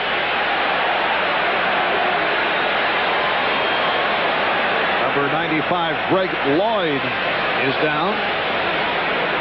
That would be a big loss for Pittsburgh. They only have 3 outside linebackers on their roster, Williams, Hinkle, and Lloyd, and they may be down to 2. Of course, they could go to a 4-man front if they wanted to. They have enough defensive linemen to do that. Timeout is taken. We'll be back in a moment. Full roast out here. We're 1,000 miles from anywhere. Is that a ship? No one will save us. 3 Miller Genuine Drafts.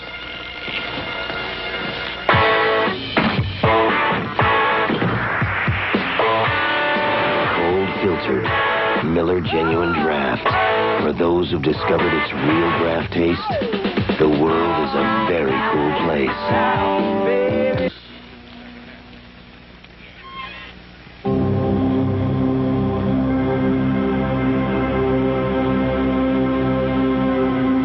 Making a sports car, it seems mandatory to mention how fast it can go.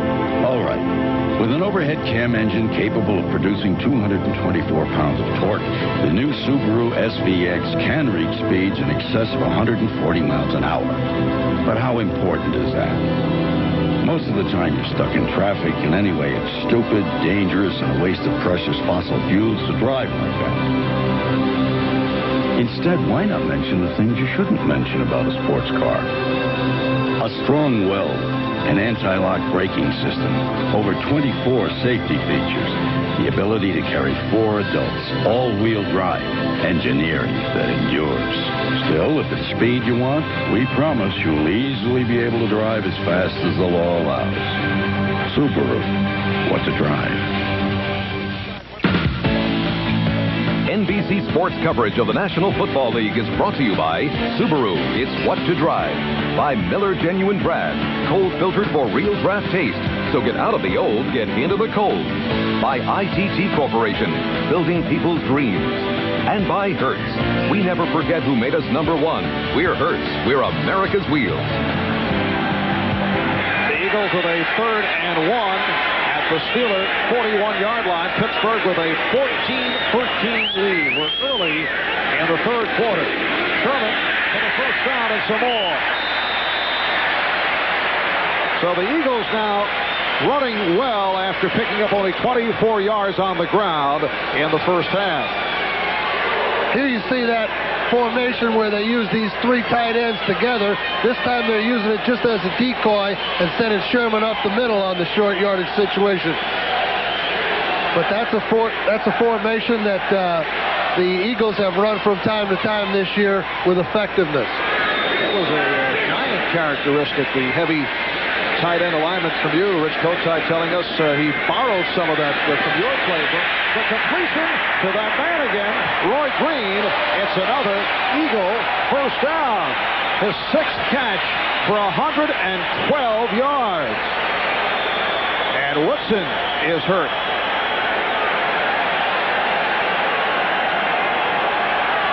There's Green again. As I said, you need to have someone up on him a little bit more. He's just run a little turn in there. Here comes Woodson up, number 26, and looks like he collided with Brian Hinkle, his own linebacker, and they clashed helmets together, and sometimes that can knock it right down on your nose, and unfortunately sometimes break your nose. I don't know that that's what happened. Well, Rod Woodson shaken up. Let's check the Hertz 10-minute ticker. Your former club, the Giants, leading Bill Belichick, your former assistant, and the Cleveland Browns by the score of 13-0. Green Bay in front of Miami. A little bit of a surprise there. How about New England over Houston? Major surprise there right now. Washington opening a 24-10 lead on the Bengals, who are facing the prospect of going 0-4. They have a tough schedule next couple of weeks. Raiders in Atlanta now tied it at 7 in the third. New Orleans in front of Minnesota. Recent years, Minnesota has clobbered the Saints. Saints at 3-0 coming in, and Indianapolis with a 10-7 lead on Detroit. Tonight, the real-life deep-sea adventures of Mark and Brian when they come face-to-face with the jaws of death in a death-defying dive, Bill, into a shark tank. And one of the weirder new shows of the season, it says right here, Erie, Indiana, followed by a couple of outstanding stars in new shows. James Garner, a man of the people, and Robert Guillaume stars in Pacific Station. And Martin Sheen is a man fighting for his son's life for the NBC world premiere movie, Guilty Until Proven Innocent. That's tonight on NBC. Let's continue to check over Rod Woodson. 9:48 remaining in the third quarter. When we resume, Eagles have a 1st and 10 from the Pittsburgh 21.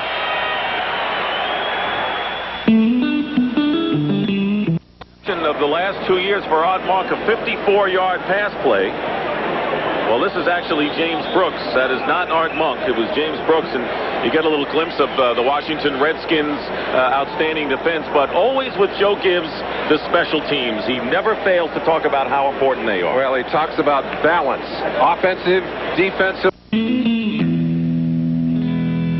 Subaru. What to drive? After my accident, they advanced my insurance benefits and built me a ramp and got me back on my feet.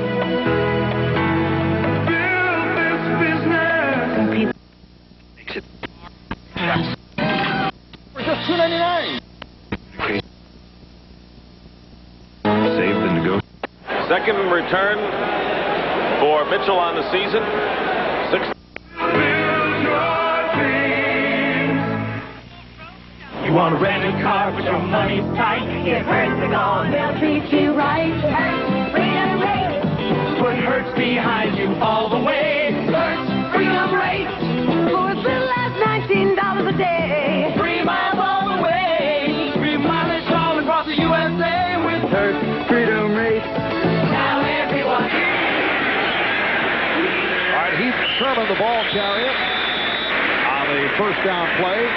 Stopped by Greg Lloyd. Rod Woodson was helped off the field. When we get a report, we will pass it on. He's been replaced by Richard Shelton, a second-year player from Liberty. Well, that's a WLAF player also. Richard Shelton, the back, played with the Montreal Machine. Bill, you know those WLAF nicknames. Richard Shelton played 2 games with the Steelers last year, then was waived, and they play in the World League with Montreal. 10th play of the drive, 2nd down and 6. And McMahon looks it over, dumps it to Byers. Battling toward the first down marker. Jerry Olszewski tried to keep him away along with Richard Shelton. And it is a first down for the Eagles. Byers in his normal fullback alignment here. Starts to release outside the tight end, then breaks it back over the middle against the Pittsburgh zone. McMahon gets it to him. Byers is like McMahon's security blanket. Now, Roy Green has become his surprise element. So, if it's tough, Byers gets it. If he's trying to get the big play, goes to Green. And it's a first down at the 10. Sherman trying to pick his way, met by Shelton. Rich Kotite was telling us that he studied tapes and implemented your heavy tight end alignment into the Eagles system, and we're getting a look at it right here. Well, here it is. Here are the 3 tight ends right together, and this time McMahon's going to hand it to Sherman and just run in behind all those blockers, and you see it's almost like the single wing, the old days. Woody Hayes would have loved that play. You mean you guys actually steal from each other? Oh, yeah, research is the word. Research. 2nd and 8 from the 8. There's Barnett in motion. McMahon, there's Barnett, puts a move on. David Johnson upending Fred Barnett, who came up with his 4th reception of the day. The Eagles like to put 3 receivers out to one side and have the quarterback just read that side. And Barnett was his 3rd choice there because he was the shortest receiver. He obviously is looking down the field, but he gets it to Barnett. Good, solid completion. Barnett takes it down to the 2.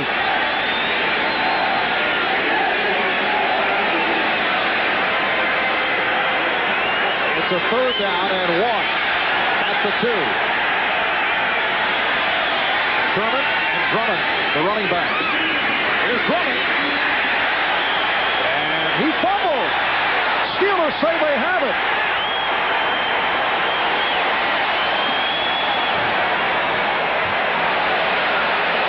Brian Hinkle was battling for the ball. Here's another look at it. You see Drummond try to turn it in there. We're shielded. We can't tell from that angle. The officials are ruling that it is Philadelphia ball. Let's see.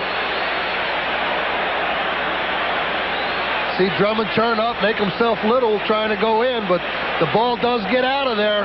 It looks like that should be a fumble to me.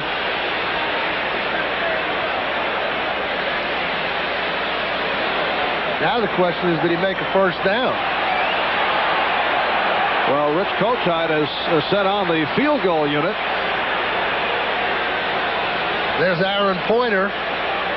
That's the brother of the famous Pointer sisters, number 79. Here you see Drummond again, avoids the linebacker, turns it up inside. Ball comes loose pretty early. You see him grasping to hold on to it. The forward progress stopped on the field. The play is being reviewed. That's what the officials always rule, that the forward progress had been stopped. The reason the forward progress appeared to be stopped is because Drummond was reaching back to try to recover the ball. But if that interpretation holds up, it will be Eagle ball. This has been a 9-minute drive by the Philadelphia Eagles. Review, the play stands as called. 4th down. This drive that has consumed 8 minutes and 59 seconds.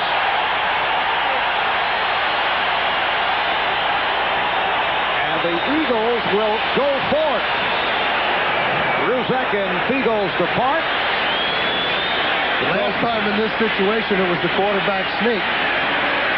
And a timeout has been called by Philadelphia. We've been told that Rod Woodson suffered a neck sprain, and it has not yet been determined as to whether he will be able to return. Will return right after this.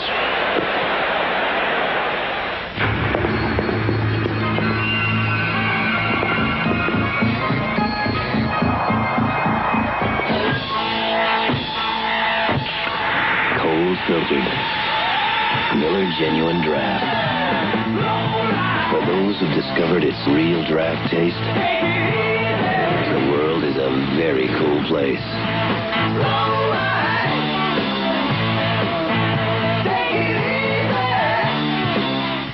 Look at this car. Look at it again. Look at this offer. Look at it long enough to actually read it. Look what's parked in your driveway. It is a 4th down and inches. The Eagles score. Robert Drummond over the right side.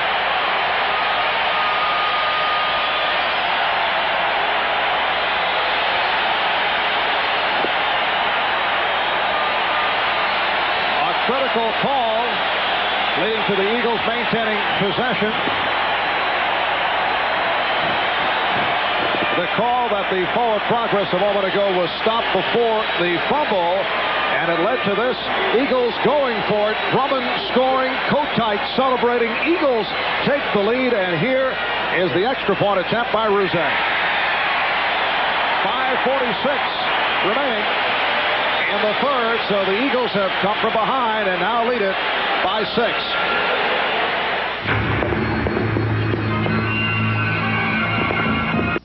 defense, absolutely no match for this Redskin offense.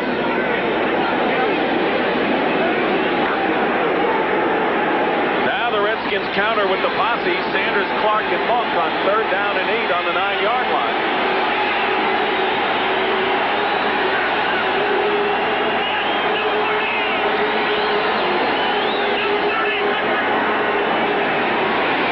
Pass, and it's incomplete, intended for Clark, and nearly intercepted with a whole host of black-shirted Bengals around, including Rod Jones and Ricky Dixon, and that'll bring up 4th down and enter Chip Lowmiller. Look what's parked in your driveway. Look at it again. Look both ways as you cross the street to your Subaru dealer. Wait, look at our logo first. The moment is finally here. Today we unveil the new model you've been waiting to take out on the road. Introducing the sleek, aerodynamic, easy-to-handle KFC Go Bucket. It comfortably feeds a family of 4. Available in 3 custom-designed exteriors at a manufacturer's suggested retail price of just $5.99. Considerably less than, say, a new car. Come over to KFC and drive one home today. You want to rent a car, but your money's tight. If Hertz are gone, they'll treat you right. Hertz Freedom Rate. Put Hertz behind you all the way. Hertz Freedom Rate. For as little as $19 a day. 3 miles all the way. 3 mileage all across the USA with Hertz Freedom Rate. Now everyone can drive America's wheels. Hertz, we're America's wheels. Going 14 plays, 78 yards, 9 minutes, 14 seconds. Robert Drummond took it over, and it's a 20-14 Philadelphia lead with 5:46 remaining in the 3rd quarter. Ernie Mills on the kickoff return for the injured Rod Woodson. Good kick, and Mills runs it out. Mills getting the opening. Nice return. Tripped up by John Booty. A penalty flag is down. So Ernie Mills, a 3rd-round draft pick, rookie from the University of Florida, with the return. But let's see what the penalty involves. It's against Pittsburgh. Holding call.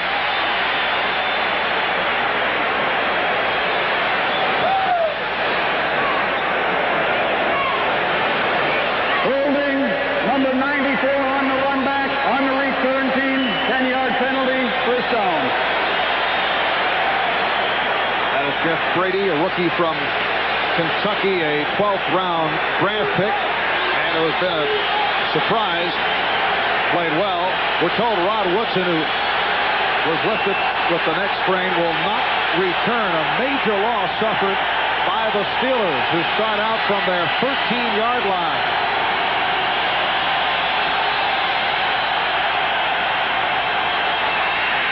Little mix-up on the handoff. Flag down. Jerome Brown shaken up.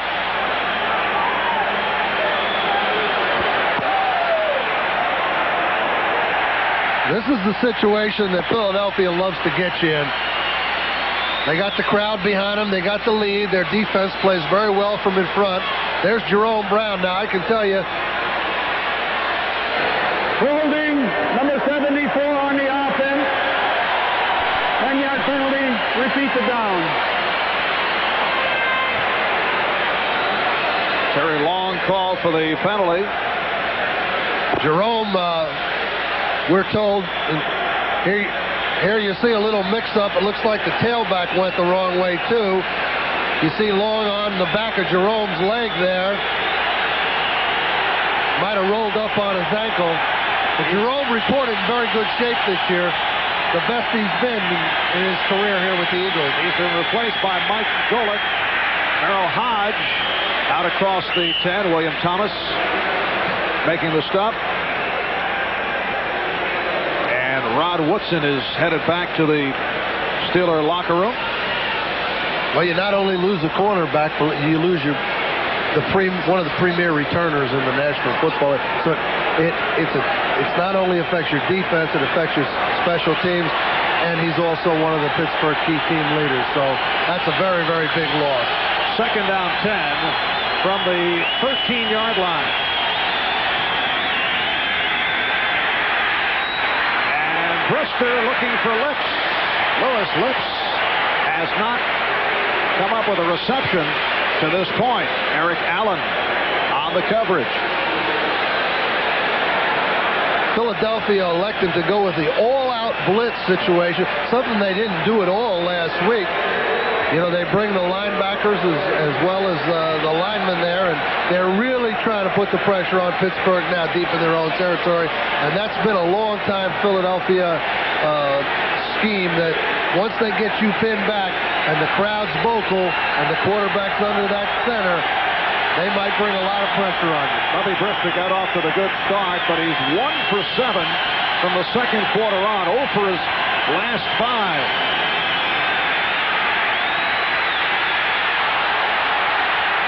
Brister couldn't find anyone. Ran into his own man, and down he goes. Clyde Simmons receiving credit for his second sack.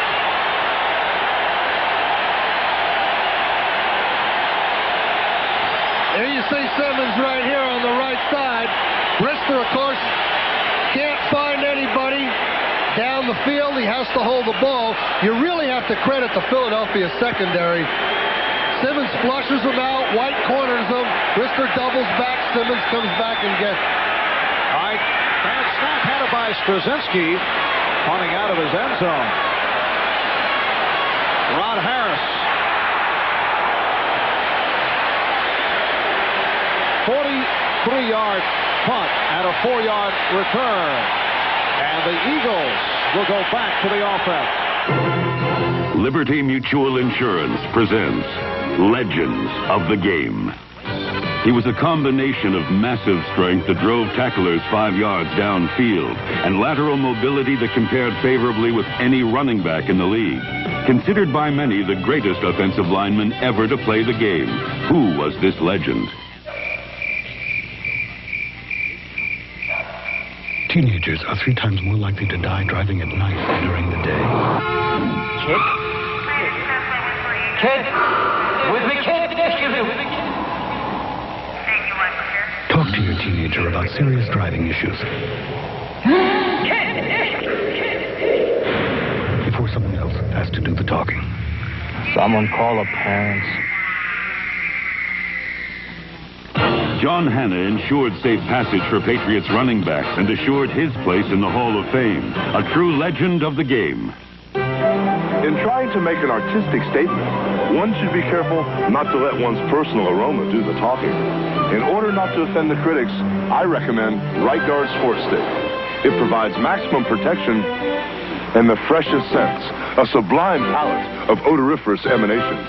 After all, a true artiste should be remembered for his inspiration, not his perspiration.